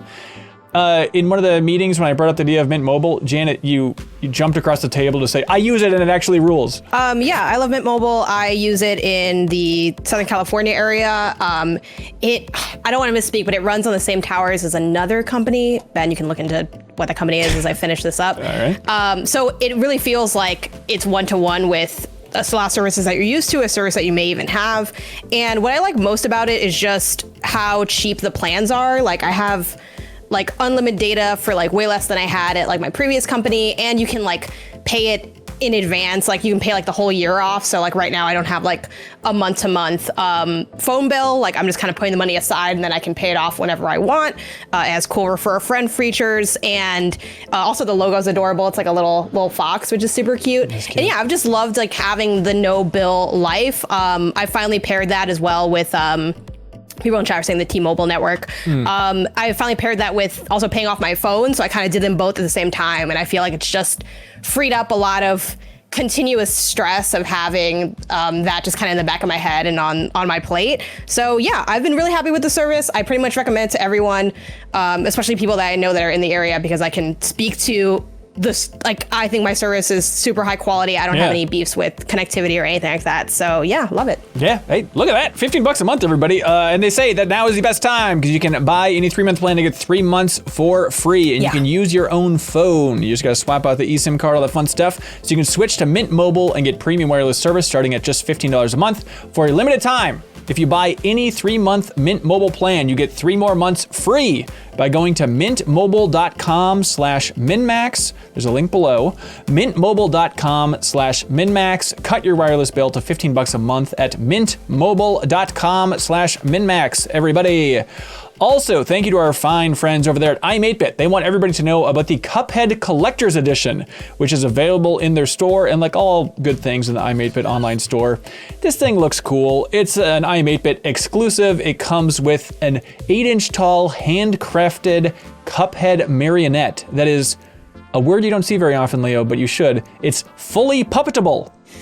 So Nice. if you're interested in a fully puppetable Cuphead marionette, check that out, please. And they say, awesome. what's that? Sensational interior artwork. Don't mind if I do. There's a lot of goodies in this thing, so check it out if you're looking for some good holiday shopping for a gamer in your life or just somebody that likes anything cool. You can check out I'm 8bit's wonderful online store, and you can use the promo code Cornbread Casserole. Cornbread Casserole for 10% off everything under $100. No space, Leo, in Cornbread Casserole. I know what you're thinking. Don't even think about it, man. Is this the first space in a promo code ever? I was thinking. There's info below for all the stuff and links. But help I'm 8bit out because they support MinnMax in a big way by shipping out a prize each and every week to the MinnMax community. And this week, whoever has the best question from the community submitted over there on Patreon will win Sonic Colors, the vinyl soundtrack. Everybody's in a Sonic mood this time of year. So you can win the Sonic Colors vinyl soundtrack thanks to I'm 8bit. All you got to do is have the best question of the week. All right, y'all ready to go? Yeah. Well, we can't do it alone. I hear somebody coming, and it's not Sonic. Nolan, ladies and gentlemen. Welcome, sir. Hello, how's it going? Really well. Thanks for being here. You were the generous donor during Extra Life who said, you know what? I'm going to take that slot on the MinnMax show. Walk us through your process. Did you go into that stream knowing you were going to donate to charity in such a huge way? Yeah, I've done this a couple of times the last couple of years. I've been on the Game Informer show. I've been on All Things Nintendo. So, oh, God, you really? know, I was like, this is I just love hanging out with people, and it's going to a great cause, and happy to help out. Right on. What'd you think about the Extra Life stream? What was your favorite and what was your least favorite part, and what can we do better and all that fun stuff? It was extremely chaotic, which is a compliment. Oh, thank you. See, Janet? Yeah. Sometimes having a messy podcast is a good thing. I think my favorite part was... let's see, there's so many, but I think I just loved seeing all the wishes that people were coming up with that completely derailed everything every 3 minutes. So that was exciting. Was that, do you think it was too much? Because we had a magic lamp and people could donate $50 to charity and make any wish come true. And I was just in love with some of those wishes that I never could have imagined, didn't have to prompt in any way. But do you think it worked out well? Should we try it again next year too? I think it did work out well. I was a little bit nervous because I think in past years you've prepared a little bit more for what the zaniness is going to be. Right. But I think when you've got, a good community, then it all works out. Yeah, people will surprise us. And I love that somebody wished for Leo and Sarah to play Spore. And it's oh, we can put that in New Show Plus, and then it ended up winning. And then I think it was a fun stream. It's I just love, that kind of fun improv with the community. Yeah, we'll do that. And now this might be our longest running New Show Plus show. Who the hell knows? It all came from $50 donation to charity. But we have a bunch of questions from the community if you're okay answering those, Nolan.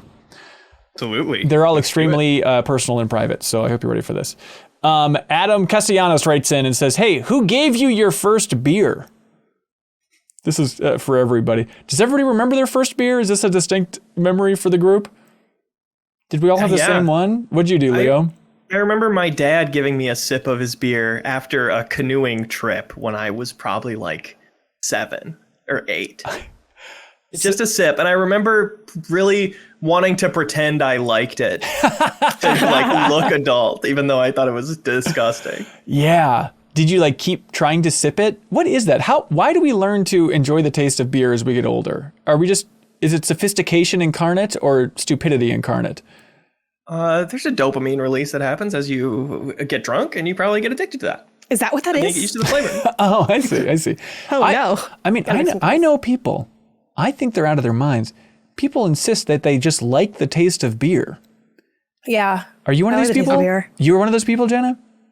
Yeah. Well, I do now. When I first drank it, I didn't hate it, but mine was my college friend, Sam Caldwell, gave me my first beer. It was, I think, a Blue Moon. Me and my other roommate had the first beer at the same time. He's like, what do you think? And I'm like, it's okay. It's a little gross, but it's not disgusting to me. I think Blue Moon's also a very tame, solid first beer choice because it's pretty drinkable for as far as beers go. Yeah, I mean, normally people don't like the bitterness. It's kind of like the coffee thing to me. There's a bitterness to coffee, and that's why some people will say, I hate it, it's nasty, I only drink really sugary coffee, or I don't drink coffee at all. Yeah, like I love hops. Like I love a good hoppy beer. I love like I've had a sour phase. I like went through many sour permutations phase. of beers. But yeah, I love beer. Yeah, I think I was in West Yellowstone. My sister used to work at like a little lake resort out there on Hebgen Lake, and I was out there visiting. I was probably like 12 or something like that. And I remember they had beer in the little store, and I got a Fat Tire beer and like drank that. And I was like, okay, this seems like a cool way to kick off a long career of drinking beer. Nolan, do you remember yours? I do. So first off, I'm from a beer family. So my dad's got a brewery. My brother's a brewmaster. Wow. I've got cousins who are brewers, things like that. So I'm also someone who likes the taste of beer. But actually earlier this year, I was talking about this with some of my cousins, and we had the realization that we all had the same answer. And that is, when we were kids, our uncle gave us a beer at like a family event, probably like 6 or 7 years old. And you passed it around to all the cousins? No, these are separate occasions is the thing. What? So we were like, oh my gosh, like this, this man is a menace. He's corrupting dozens of cousins. All right, yeah, that seems all right. Do you still like beer? Do you ever get sick of it if like your whole family is just leaning into it that hard? I still like beer, and yeah, especially when I go back to Minnesota, there's a lot of beer drinking, so. There we go. Yeah. My partner and I keep non-alcoholic beer around primarily because we like the taste of it. And mainly because we like, it goes well with a meal sometimes. You just want a beer, but sometimes, I don't know, at my certain age, when I drink a beer, especially 2 beers, but honestly 1 beer, I wake up at 2 a.m. and need to urinate, in addition to other like weird little tummy upset problems that I just don't need to sign up for, And non-alcoholic beer, you don't have to wake up and urinate from that? No. I'll be damned. Will James writes in and says, hey everybody, how do you feel about anti-spoiler culture? While having things not spoiled is nice, I think it was a bit ridiculous how much of the pre-release discussion reviews for God of War, nearly all outlets felt the need to go out of their way with no spoilers. I promise we won't even talk about what kind of soil Kratos walks on in the game. I feel like some people have really blown out what a spoiler is and blown it out of proportion. Well, I disagree because I'm one of the champions of let's keep this as spoiler-free as possible for big story games in particular. But Janet, do you feel like we were too tight for God of War stuff? No, I mean, I understand where people are coming from, where you want like maybe more information, but I do think once you kind of break that seal, you kind of got to go all in. So I think that's where spoiler casts are great. Y'all are doing the deepest dive, another awesome way to consume content on that game. And then frankly, I think there's always going to be reviewers who are like, hey, mild spoilers or whatever, like people have different lines. So I do understand wanting more, but at the same time, it is such a story-driven game. And a lot of it would, I think, ruin the original experience of it. So yeah, I mean, I think it's good to err on the side of caution. I think sometimes audiences are a little harsh on people spoiling things, specifically like, oh, I can't believe, like, I know I still get sometimes on podcasts like, wow, y'all really just spoiled Last of Us 2. And I'm like, and I know it's only been out for like a year or two, and some people still haven't played it, but I'm like, look, we can't do this with every single thing all the time. But I think certainly for a review, being spoiler safe has its place. Yeah, I mean, from our perspective, it is wild to see, as somebody who's very spoiler cautious, just how much you get screamed at for absolutely anything. Like I said at some point, like, yeah, I don't want to spoil God of War Ragnarok. Let's not go into it, please. And somebody, I know, please forgive me for pointing out, somebody yelled at me on the internet. It's the worst thing to hear on a podcast. But like, yeah, somebody was up my butt for being like, oh, you said that you can easily spoil God of War. Now I know something big happens, like Last of Us Part 2. It's like, I hadn't even played the game yet. I'm just saying I don't want spoilers. So even saying no spoilers, people are taking as a spoiler. I will say I hate the spoiler tea. It's like, this happens to me sometimes when I'm streaming, which streaming always has a risk of spoilers. Yeah. But like, I'll like make a comment and then someone will be like, oh, well, don't you worry. I'm like, man, like I could tell that you're, so I'm definitely a bit more spoiler sensitive than some people, but I don't know. You live your life. Yeah, which reminds me, I want to talk to you offline, Janet, about some God of War stuff. It's always now good to I know something's interesting. It's an interesting game. You can say words about it. I don't think being the most cautious about it is necessarily the best way to go about it. I certainly think it's best to like be upfront and say whether you're going to talk about stuff or Yeah, not. yeah. But I think it does get to a point where it can hurt the conversation sometimes Right. when you can't even talk about what makes a game special. You just have to say, like, trust me, it's good. Yeah. Stanley Parable Ultra Deluxe. It goes Yes. back to, like, the Game of the Year debates from 2 years ago that we had before we did.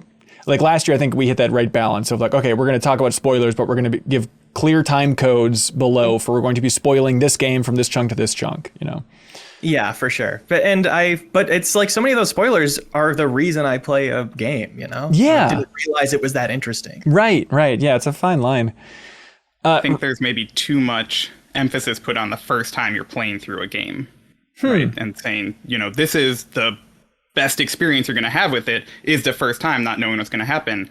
Where, I don't know, I like to replay games all the time, and it's still knowing good. what happens doesn't ruin the game for me. So Yeah. that said, I have kind of gone media blackout on the Pokemon leaks. So Oh, yeah. Well, excited to see what happens in 2 days. because it's fun to see the evolutions and not know what's coming. Like that one, I totally get where people might be like, who cares about the story of Pokemon game? But it's like, it's fun to have like an evolving starter and you literally have no idea what this thing is going to be. That's I know, part but of it's the thrill. scary because I'm like, what if they mess up the cat again? Because they always do. Yeah, quit making it stand up. I'm also of two minds about it because it's like, I'm sure there are moments that would be more impactful hearing why it resonated with someone than experiencing myself, But also, when I'm at the movie theater and there are trailers for a movie I know I'm going to see and want to see, I close my eyes.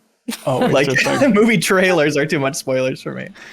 So I'm not all the way one way on Do you it. still hear it all though happening? Like you hear I the plug my trailer ears. I try to I was having really? a Draft House recently. I was like reading the menu to distract my mind.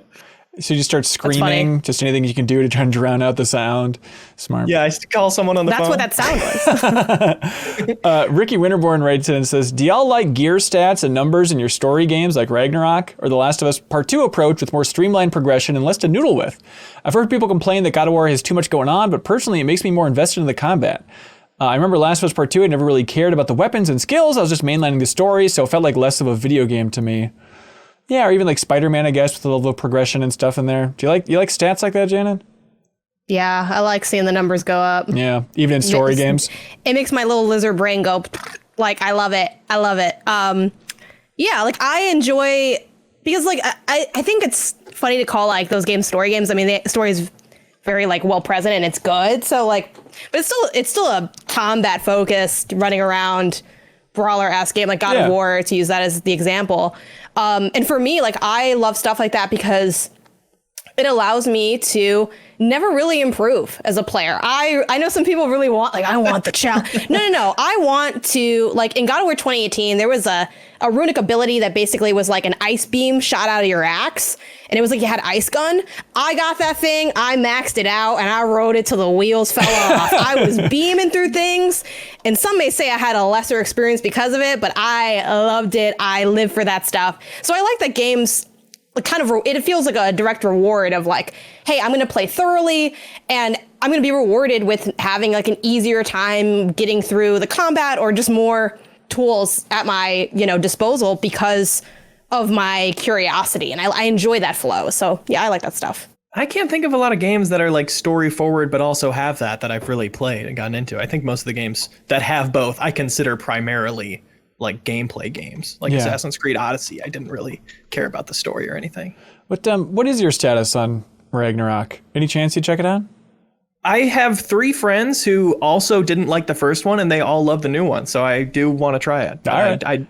I don't think I'm not super optimistic, but I definitely worth trying. Yeah. Tanner Methvin writes in and says, "Hey crew, we now know we know them now as the Game Awards, but 10 years ago was the last time they were called the Spike Video Game Awards. This is 2012.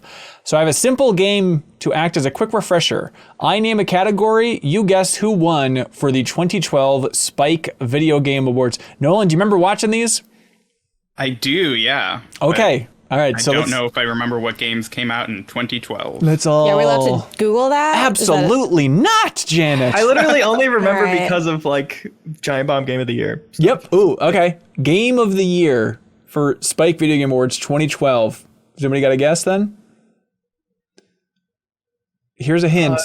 Can we get the options after we fail? Can we try to do a guess and then They don't even list the nominees. Tanner's a cruel person. Leo, what do you think? That wasn't the Mass Effect 3 year, was it? It wasn't, but Mass Effect 3 did come out 2012. So 2012 it was Mass Effect 3, and then there was this game that it was kind of an underdog. It's a little jank, but it had a lot of heart. And it was definitely one when it won Game of the Year. It was like, whoa, okay. It was a head turner for the Spike Video Game Awards when this happened. Had a lot of heart. A lot of people cried when they played it. Ernie? No, great guess. Also Earlier? 2012. No, that's also 2012. That's a great guess. But not that. Think more story-based, episodic, dare I say. Oh, Walking Dead? Walking Dead from Telltale won Game of the Year. Best graphics for 2012. This one actually, this is correct. This game was released on the 360, and I think it still looks ridiculously good for the 360. Late generation 360 game. Iconic Xbox title. The icon of Xbox themselves. A Halo game? The answer is a Halo game. Halo 4. Yeah, Halo 4. Of course. Best performance by a human male was how they determined that in 2012. Boy, this is an interesting choice. It's a character that I guess people thought was funny. In 2012, Dan Reichert gave the game that they're in a 9.75. Great guess. Very close, but not quite. Leo, did you say something I missed? I said Wheatley. Oh, no. That's 2011. Get your head out of your butt. I thought was funny is the humor like gross in body then? I think so. He's kind of a jerk is the... But not Claptrap. No. It was close to, right? Close to Claptrap. Very, very, very close. The guy from Bulletstorm? No, like closer than that even. Like in the same universe and world and game as Claptrap. Handsome Jack? Handsome Jack. Damon Clark won there. And then Character of the Year. Who do you think won that? 2012. Claptrap. Janet? Claptrap won Character of the Year in 2012. I can't believe I 360 no scope that question. That is wild. Congratulations. Thanks, Tanner. Super Mediocre Man says, hey, I have to say, Return to Monkey Island is my game of the year.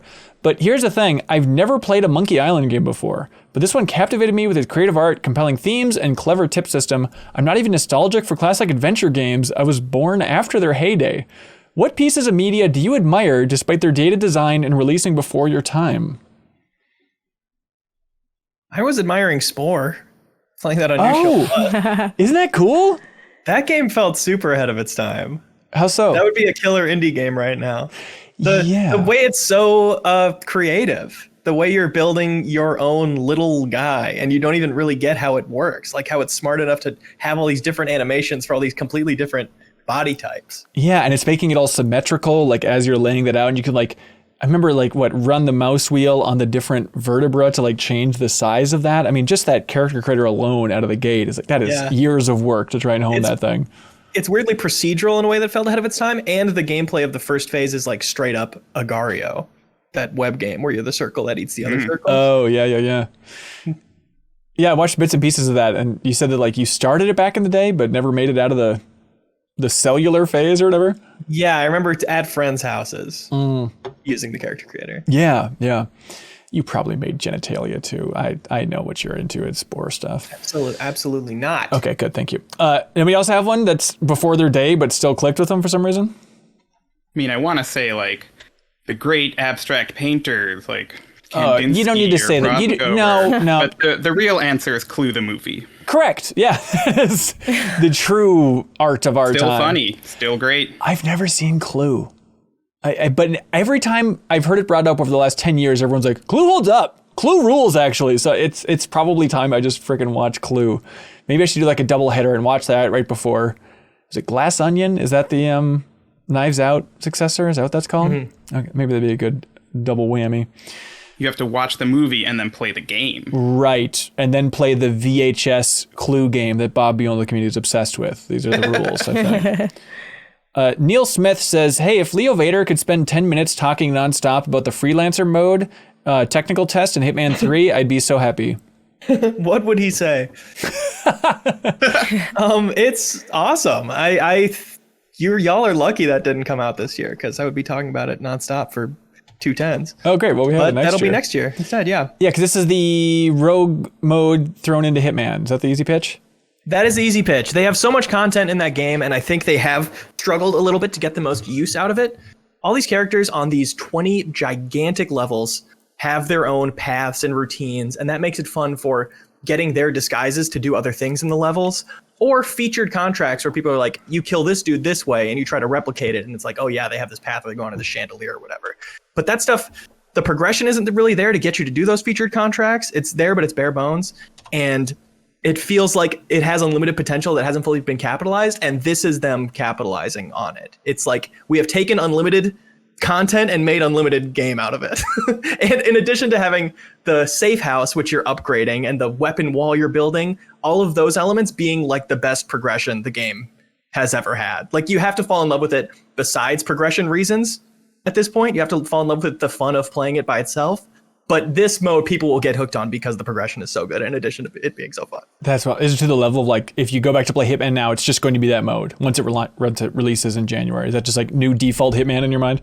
It probably will be till I 100% it. But yeah, it's not at all been like, oh, I played that and now I'm like, I may as well just wait for it. Now it's like every time I play that game, I'm practicing mentally for freelancer. Like, I'm learning things about the levels that I'm locking away. Oh, that's fun. Do it with higher stakes, which is what freelancer is. There's like no saving or anything. You're losing access to stuff when you lose out on campaigns. That's fun. Is it worth another streaming session with Dan Riker or something? You think it'd work well for that?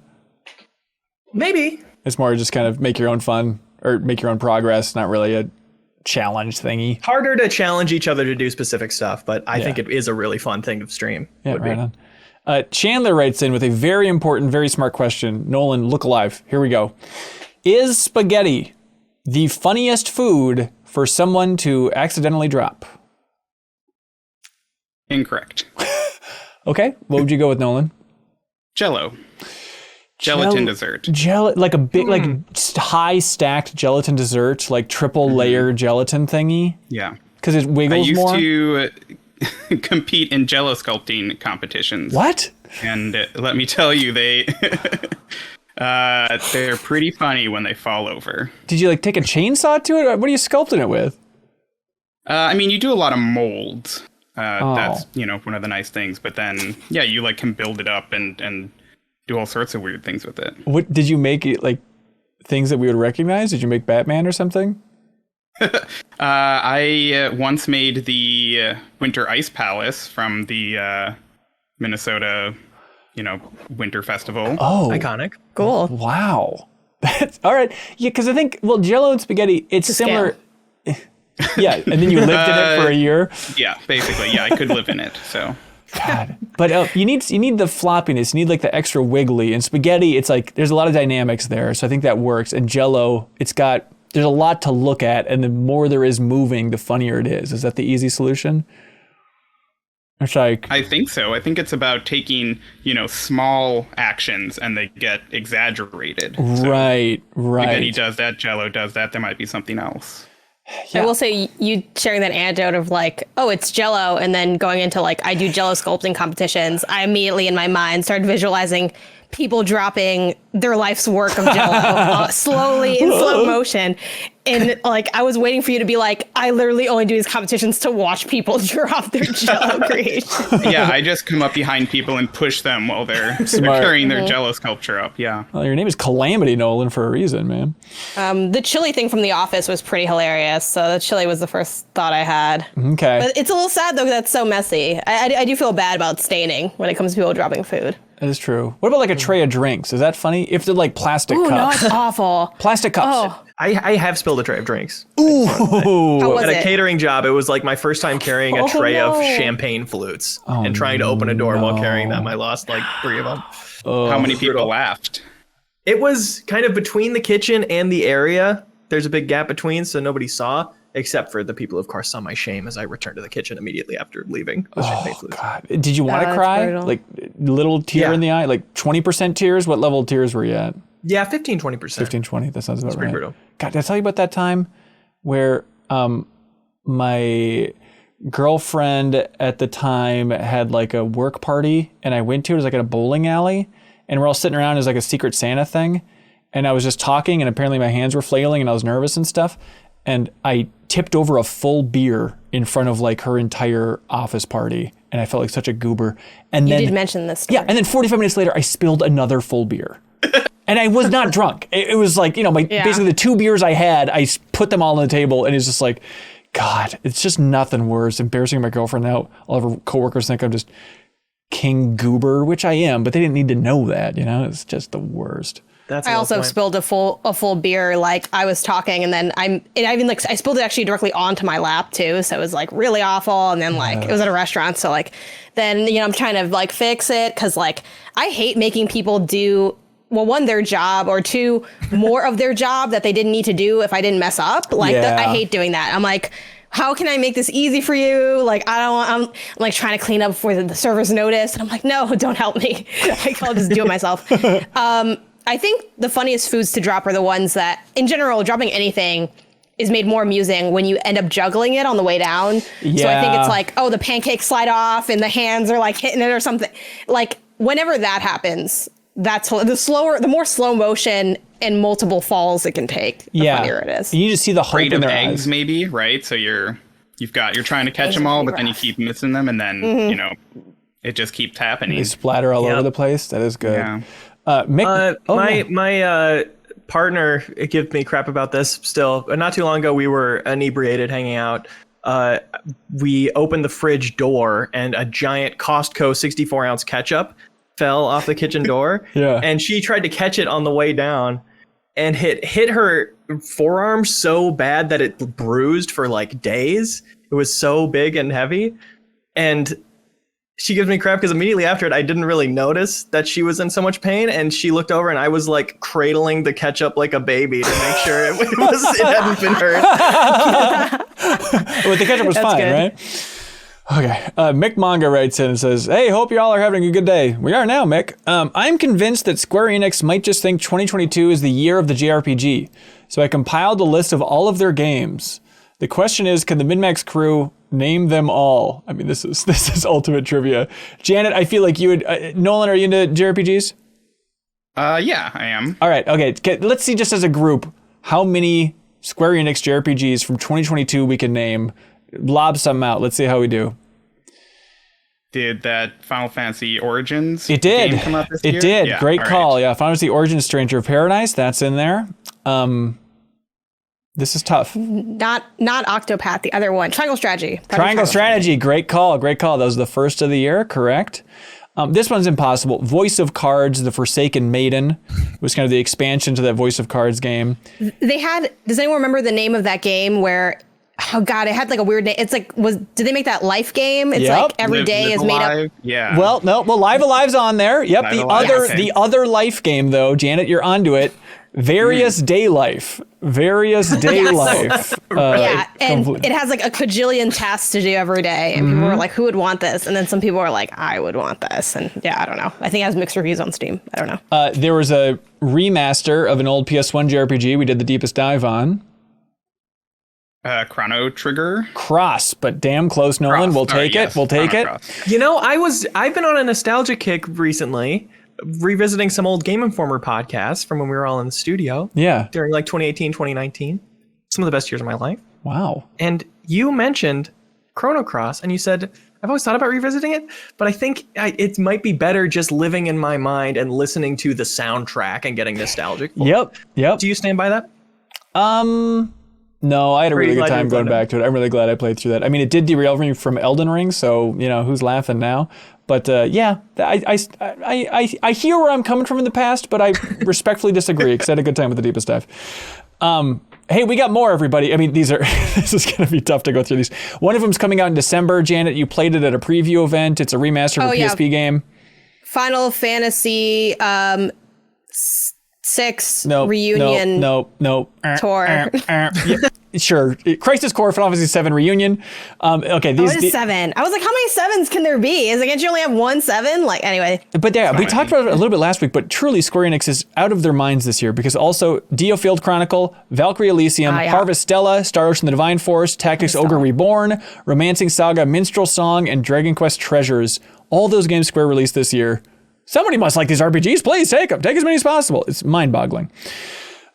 Spencer Martin writes in, says, hello, CLCs, and our esteemed community member, Nolan. Thank you for your donation, Nolan. Nintendo gave a quarterly financial report to investors this week and provided an interesting tidbit from Miyamoto talking about backwards compatibility. He says, in the past, we provided a service known as the Virtual Console that allowed users to play older video games on new consoles with newer hardware. As long as the hardware remained unchanged, those games could continue to be played. However, the development environment has increasingly become more standardized, and we now have an environment that allows players to enjoy older video games on newer consoles more easily than ever before. Nintendo's strength is in creating new video game experiences, so when we release new hardware in the future, we would like to showcase unique video games that could not be created with pre-existing hardware. What are your thoughts on this? Does this more or less confirm that future Nintendo hardware will abandon the Switch software and start fresh like every generation? Do I just need to hoard every Nintendo console I ever purchase? Yes. Why must Nintendo punish us? Yeah. Because we stay anyway. Yep, we can't get enough of this And they like to be stuff. different for the sake of just being different. Yeah, it would make no sense for them to not go forward with the Switch as kind of their flagship thing, and that's exactly why they're going to do it. Whatever you think Nintendo's doing, they're doing the opposite. Yep, absolutely. Also, it's funny to think, though, of Nintendo as being like the console that's like, surely we need to take advantage of our new hardware. It's like this little rinky-dink thing I've been lugging around since like 2017 that can barely like display a single pixel. This is like the pinnacle of, God forbid, we sully the high fidelity we're working with here. Yeah. Yeah, Nolan, if you had to predict it, do you think Switch successor will be able to play Switch games on it? It'll carry your library over in any way? I think yes. I think they're going to have kind of a rolling backwards compatibility like they've done with some of the Game Boys, where, you know, it can play maybe the immediate previous the Game Boy Color style thing. Yeah, kind of thing. But that'd be interesting. But yeah, I think they're trying to curtail that pretty aggressively, which is a shame because the Wii U still has like the best library for the Virtual Console. Yeah. And that makes it like a really great console to play on still, even though they're shutting that down now. Yeah, well, Derek writes in on that topic. They say, this week, November 18th specifically, marks the 10th anniversary of the release of the Wii U. While it had some wonderful games and unique features, it's one of Nintendo's biggest commercial failures, and many would attribute that failure to its name. What would you have named the Wii U to give it a better chance at success? I do wonder how much of it comes down to the name. I think that's too simplistic, but no doubt it confused the world. So, all right, Leo, what do we got? I have a theory, sorry, real quick, that it's not the name, although that contributed to it, but the moment that it failed was when Rayman Legends, within the launch window, like 6 months after launch, decided to not be an exclusive anymore and then release on everything later that year. I forgot about that. That's when all of the third-party support pulled out, and all of a sudden, nobody was going to buy it anymore. Yeah, I think that's interesting. I forgot about that big moment of, that it wasn't going to be exclusive anymore with Rayman Legends. It was a game that was done and shipping, and like the week before, they were like, nope. Well, I think the reason they noped, though, is because sales out of the gate were not as strong as they expected. So I think it might have been damned even without the kiss of death from our buddy Rayman. But man, if you had the juggernaut that was the Wii, like that is a tough thing to let go of. I know everyone bashes the Wii U name. I don't hate it. And it's like that is tough. That is a tough thing to leave behind if the sales are so good to just like start something completely new with no connection to Wii whatsoever. But obviously it didn't help. It's easy in hindsight to say that it seemed like a spin-off of the Wii to people. I feel like that's what the problem was. But yeah, I can see it that the plan is like, it's a successor to the Wii. It has this new element. They didn't anticipate how confusing that would be. Yeah. The Wii 2. Really? Wii 2. Wii 2. Could have called it Nintendo Switch. It's successful. Guaranteed hit. Nintendo Switch. That's right. They should have positioned it as a successor to the DS, right? It's got two screens. Call it the Super DS. Super DS? Wii That's DS. right. DS, Wii U. Wii DS, yeah. Yeah, like everything's there. Totally. Because it's a tough thing Wii DS sounds even more like a spin-off, though. But it would, I guess what's the logic behind it being called Wii again? Isn't there like, do the eyes stand for something or something? I'm wondering if there's like a way that the eyes stand for the Wiimotes, I think is the idea. Like, I'm wondering what, I guess that's what the U was, kind of like the gamepad, right? Like, I just wonder what they could have called it that would have captured the essence of the Wii U without realizing what the Wii U would be. You know what I mean? Like, I feel like we know it now as like, you know, you mentioned Nolan, like a great virtual library, like some fantastic games that are now like not being ported, but, you know, being copy pasted over into, you know, Switch SKUs and stuff. But like before that, it was that idea of almost like what the Switch has, but not quite. And I guess there's not a great way to sum that up, you know? Yeah, and especially because it was fully backwards compatible. You could play every Wii game you had on it, so it kind of was a Wii in that sense. Yeah, Wii Ultimate. That's just Wii U longer. Like, I don't know. Yeah, you can't. It's tough because you can't call it like Nintendo on the go or anything like that. Because like, well, it was kind of on the go for like 8 feet from yeah, your TV. Exactly. It was on the go when someone at your house was like, "I am so tired of you monopolizing this TV. You go play on your dinky little screen while I watch The Bachelor or whatever the hell was on the TV at the time." Remember, you could hit the TV button and like control the TV on the Wii U. That was cool. I think that what they should have done is just name it the obvious thing and be like, okay, this is the one with like the tablet touchscreen. Just call it the Nintendo tablet, Nintendo pad, Nintendo slate, something to lean into. It's just the pad. Yeah. Yeah. I'm so glad we don't work at Nintendo. They did you know what, Nintendo? We gave you a lot of stuff, but you did your best. We can't do any better, you know? Yeah. It was a tough one. What chance did they have? Colin Burtz writes in, and Colin says, Extra Life is a charity stream and shipping is costly for a small outlet like MinnMax. Would the community be open to paying for the shipping of their own auction wins? Probably not all winners, but I bet some would be happy to cover the cost. No, we can get it, but I haven't shipped those out yet. I think it's going to be a little bit expensive. So please, we got it, community. But if other folks listening to or watching this want to chip in and support us on Patreon at the $2 tier, the fact that we raised $53,000 for charity and we just $2 for us, we'd greatly appreciate it. Help offset that because we got to ship all these thingies out. That was a plea for supporters on Patreon, Leo. Smooth. Thank you. Felix Diaz writes in and says, I recently found out that Janet is Boricua? Boricua. Thank you. Through a story on her Instagram. As a fellow Puerto Rican, I would love to ask her, what is her favorite Puerto Rican food and does she ever visit the island? I've never visited. I'd like to. My favorite Puerto Rican dish is a pretty boring answer. It's just arroz con gandules. So, you know, rice and... Is gandules already English? I don't know. They're like the little beans, right? Okay. Or pods, or I don't know what they are, but they're delicious. Probably still my favorite rice ever. Yeah, it doesn't come up a lot. I'm trying to like casually mention it a little bit more because I do want people to know I'm Puerto Rican. Like, I'm not, you know, ashamed of being Puerto Rican or anything. I talk about being Mexican a lot more because I'm way closer outside of my family. Like, I really only know and am in contact with one person on my mom's side of the family at this point. That's my aunt, Wanda. Shout out to my Tia Wanda. And she's Puerto Rican, obviously. And she's like, oh, yeah, you guys got to like, you know, she like when we met for the first time, like she took us to like all these Puerto Rican restaurants. So it's definitely something I'd like to dabble in more. But it's tough when there isn't as much of like a lineage around, you know, like my now sister-in-law, like she's Mexican. So it's like I was more in touch with that side. But yeah, obviously amazing culture, incredible food. But yes, I am half Mexican, half Puerto Rican. I have no idea. Yeah, my wife went to Puerto Rico and she's like, it's the best. We need to go. We need to go back immediately. It feels under the radar for like just places to visit, I feel like in the States, which is, we should probably reverse And it's weird that. to think of it as in the States too. Right. It's like, yeah, it's like, it's, yeah, No it's supposed to be passport super needed. beautiful. So Yeah. Johan Karner writes in and says, hello, very important question here. What is the best way to shimmy along a narrow cliff edge? In Plague Tale, they have their back against the wall. In God of War, they face the wall. Which way's best? I think what do you mean they face the wall? You face the wall. You hug the wall as you go along compared to doing like this and looking out. Oh, so like hands up or hands down? No, I think hands could be, I guess, does that imply? Because like, isn't your back and your face always against a wall when you're going through an narrow passageway? No. Shimmying though. Shimmy like along like a cliff on a railing edge. on the outside of a building. Like sidling. Okay. Yeah, so like if it's like a narrow ledge along a cliff and you're like going along the edge of it, it's if you want your back to it. I feel like I would be facing the wall completely. That feels safer.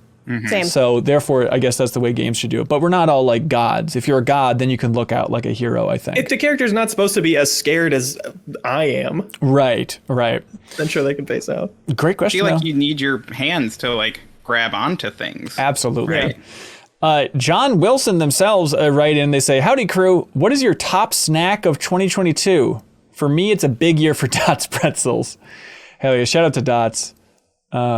I think they're like a North Dakota-based company. I reached out to them to see if they wanted to be a sponsor of the podcast and did not hear back. But I tried to be like, "Hey, North Dakota, Minnesota, right?" Rhymes. Kind of are the same, right? Yeah. I like that thing that you and Sarah had me eat. That like little treat. What was it called? Lefse? Yeah. Lefse's top snack.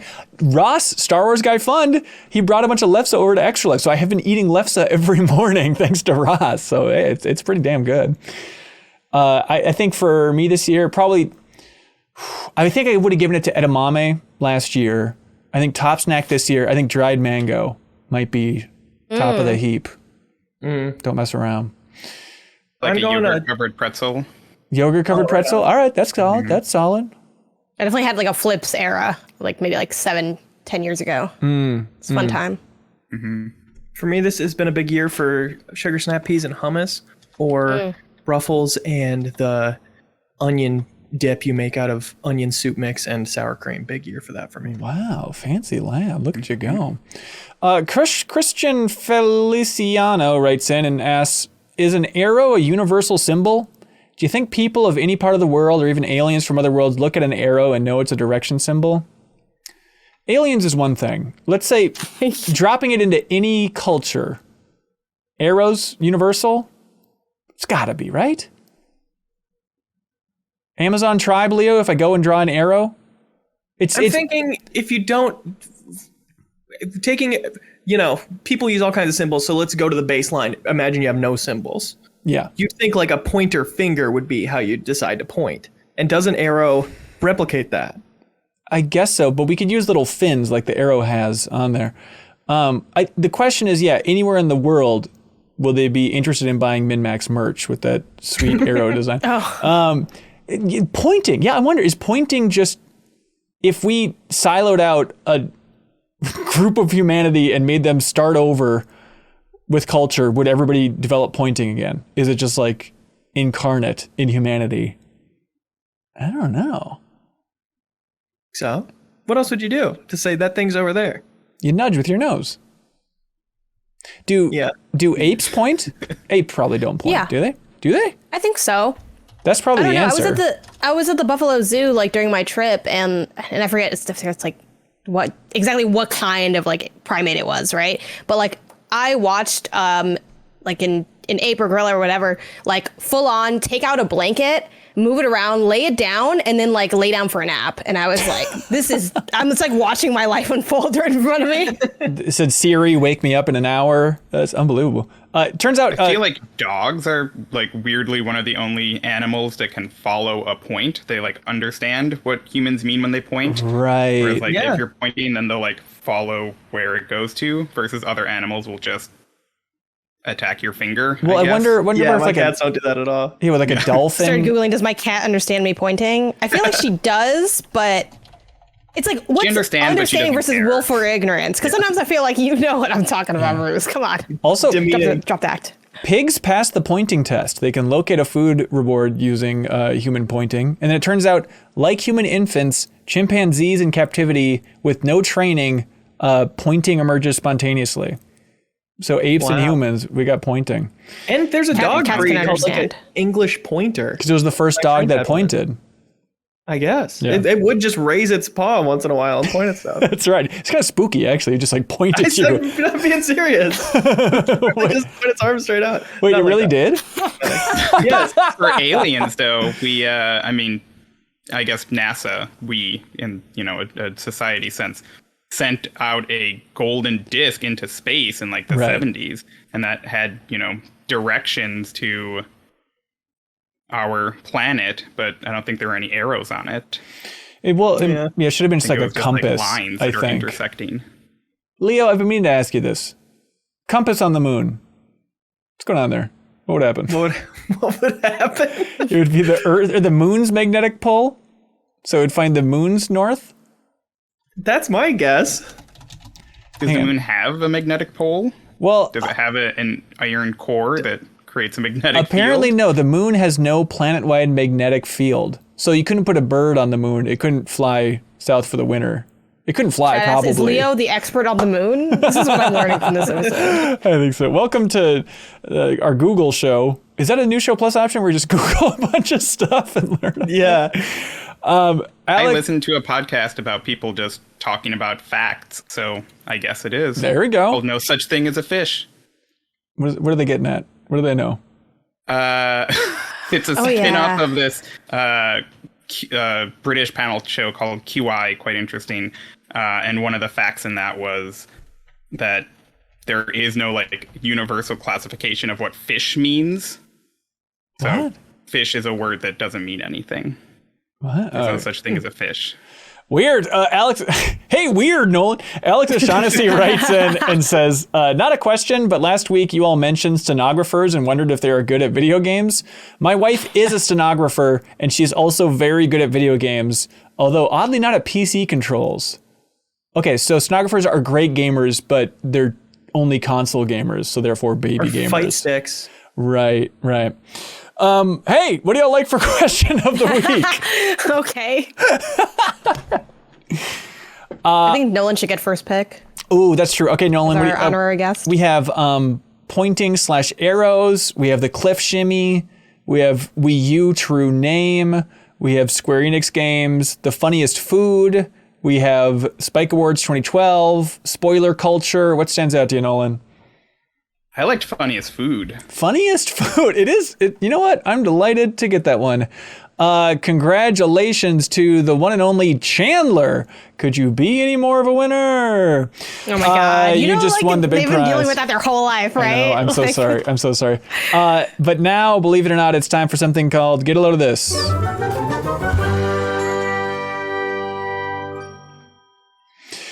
All right, step right up.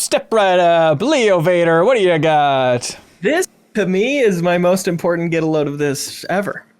I truly want you to get a load of it. Okay. So, a lot of times PC games, same game that comes out on console, just won't have split screen co-op. They just don't do that for PC because it's harder to optimize or whatever. And there is this amazing application I've been using called Nucleus Co-op that is completely free, that adds split screen co-op to PC games, even to games that never had it. Some online games are on here. It just runs multiple instances of the same game on your computer, and it runs amazingly. So much better than I ever would have predicted. My partner and I have been playing Borderlands 2 on this, on PC, and it's been completely smooth. On a Steam game, you know? I really didn't think it'd be possible to do this, but it's happening. Nucleus Co-op. And there's a list of, that is my link for this, is the list of all the supported games. It's like 250 plus. Fallout New Vegas is on here. You can play split screen co-op Fallout New Vegas. That's stunning. This is Elden actually Ring? good. Wait, what? Shut up. Yes, Shut it's up. ridiculous. That is wild. All right, there's a link below for all this fun stuff. Janet, you got one? Yeah, get a load of this. I recently, well, I guess the whole story here is my boyfriend was talking about like, you know, gift ideas and stuff. And he's like, hey, I want some of these journals, but actually you should get one of these. It's a Bear and Fig journal. It's their Gather SKU, and it's a review journal. And I just got this. I'm already obsessed with it, and I hope to fill it with everything that I ever encounter in my life. It's essentially like a journal that's designed around logging different types of, you know, media or art. You know, you can even do food, places, whatever. And they set up where you can write like your general thoughts, and then at the bottom they have like a pros and cons and an out of 5 review system. And another fun thing is way in the back of it, they have also some top 10 lists or the 2010s or something. I don't know how many lists they have, iterations of the 10 lists that they have in there. And then way in the back, they have like almost like a glossary of like the terms. So they like define like what a video game is and what they think the core components of a video game is. And same for like music and TV and all this stuff. So I just thought it was like a fun, interesting angle on reviews. They also have this very beautifully written thing on like what is the value of reviews that I think is really well said, of talking about turning like a passive medium into an active one. And it really resonated with me as someone that reviews games formally and informally. So yeah, if you like that kind of stuff, it could be a fun thing for you to look into. They have other journals too, like cooking ones and dream ones and all sorts of stuff. Cool. Link below for everybody. Hey, get a load of this. I feel like it was my get a load of this a while ago, but Sakurai is just not slowing down with his YouTube channel, the creator of Smash. It is still so good, so consistent. They're cranking out so many videos, and it turns out that John Ricciardi, who was on the podcast a while ago from 8.4, that 8.4 is actually doing the localization for all these videos, which is a fun fact. It's where Sarah used to work over there in Japan and whatnot. But maybe the most interesting one so far is he did one a while ago on Super Smash Brothers for Nintendo 64, and he's kind of walking through his whole history of games and showing just behind the scenes footage for all these games. So we had seen screenshots before, but he actually shows like test footage of the earliest version of Super Smash Brothers before it had the Nintendo characters in it, when it was kind of just weird mannequins running around and stuff. So it's just amazing to have this old Nintendo person. I guess technically, it's HAL and it's complicated, but just for him to be unearthing all this Nintendo history on his own. So hey, give it up for Sakurai. He's really doing it. And then in the community, in the Discord, Shazara shared a link from Nintendo Life that apparently today is Miyamoto's 70th birthday, everybody. 70 Yay. big ones. Blow out a candle. Blow out a candle and wish that he lives forever. Nolan, do you have one? Yeah. Get a load of this in cool collective action news. The union that I used to be a part of when I worked at NYU as an adjunct professor just successfully got an offer for a lot more money, which is great, raising something like the 4-course or typical 4-credit course pay from like $6,000 something to over $10,000, which is amazing. Also got a lot of formalized recognition for the fact that teachers work a lot more than just contact hours. They typically just get paid for time in classroom and office hours. So there's also an administrative hour attached to that. And it's really cool. The union is voting to ratify it right now. And I hope that it goes through and can, set a precedent for other teaching unions across the country for more money and just raise their standard of living. So good for them. Right on. Yeah. Link below. All right. That's it, everybody, for this episode of the MinnMax Show podcast. Nolan, thank you for joining us, sir. How'd you feel? Thank you so much for having me. I feel great. This is a lot of fun. Awesome. Yeah, we hope to see you next year. We'll have another donation option for folks if they want to donate to Gillette Children's Specialty Healthcare, and y'all can jump on the show as well. So honor to have you, Nolan. Thanks again for watching that stream. We apologize that it was stupid, and I apologize that I couldn't get Survivor on PC working from 2001. That's my bad, man. That was on me. And I fully own that. And I thank you for your patience, sir. On behalf of the community, you are forgiven. Oh, thank God. Thank you so much. Thanks. Like every show have to end like this. Just release somebody's absolve guilt. Ben of some sin before we can log on. God, if only. My favorite segment of the show, honestly. I do miss that series, the Gaming Sin series. Oh, that was fun. That was fun. Mm-hmm. But let's see, on this episode of Party Chat this week, which is our bonus podcast. By the way, on this podcast a while ago, I explained a little bit more of what Party Chat is, and I had multiple people jump in and support us in Discord and be like, or support us on Patreon. They're like, I had no idea what that was. I'm so glad you explained it. So one more time, Party Chat is our bonus podcast that we have each and every week. Every Monday, you unlock it if you support us on Patreon at the $5 tier, and it goes right in your favorite podcast app.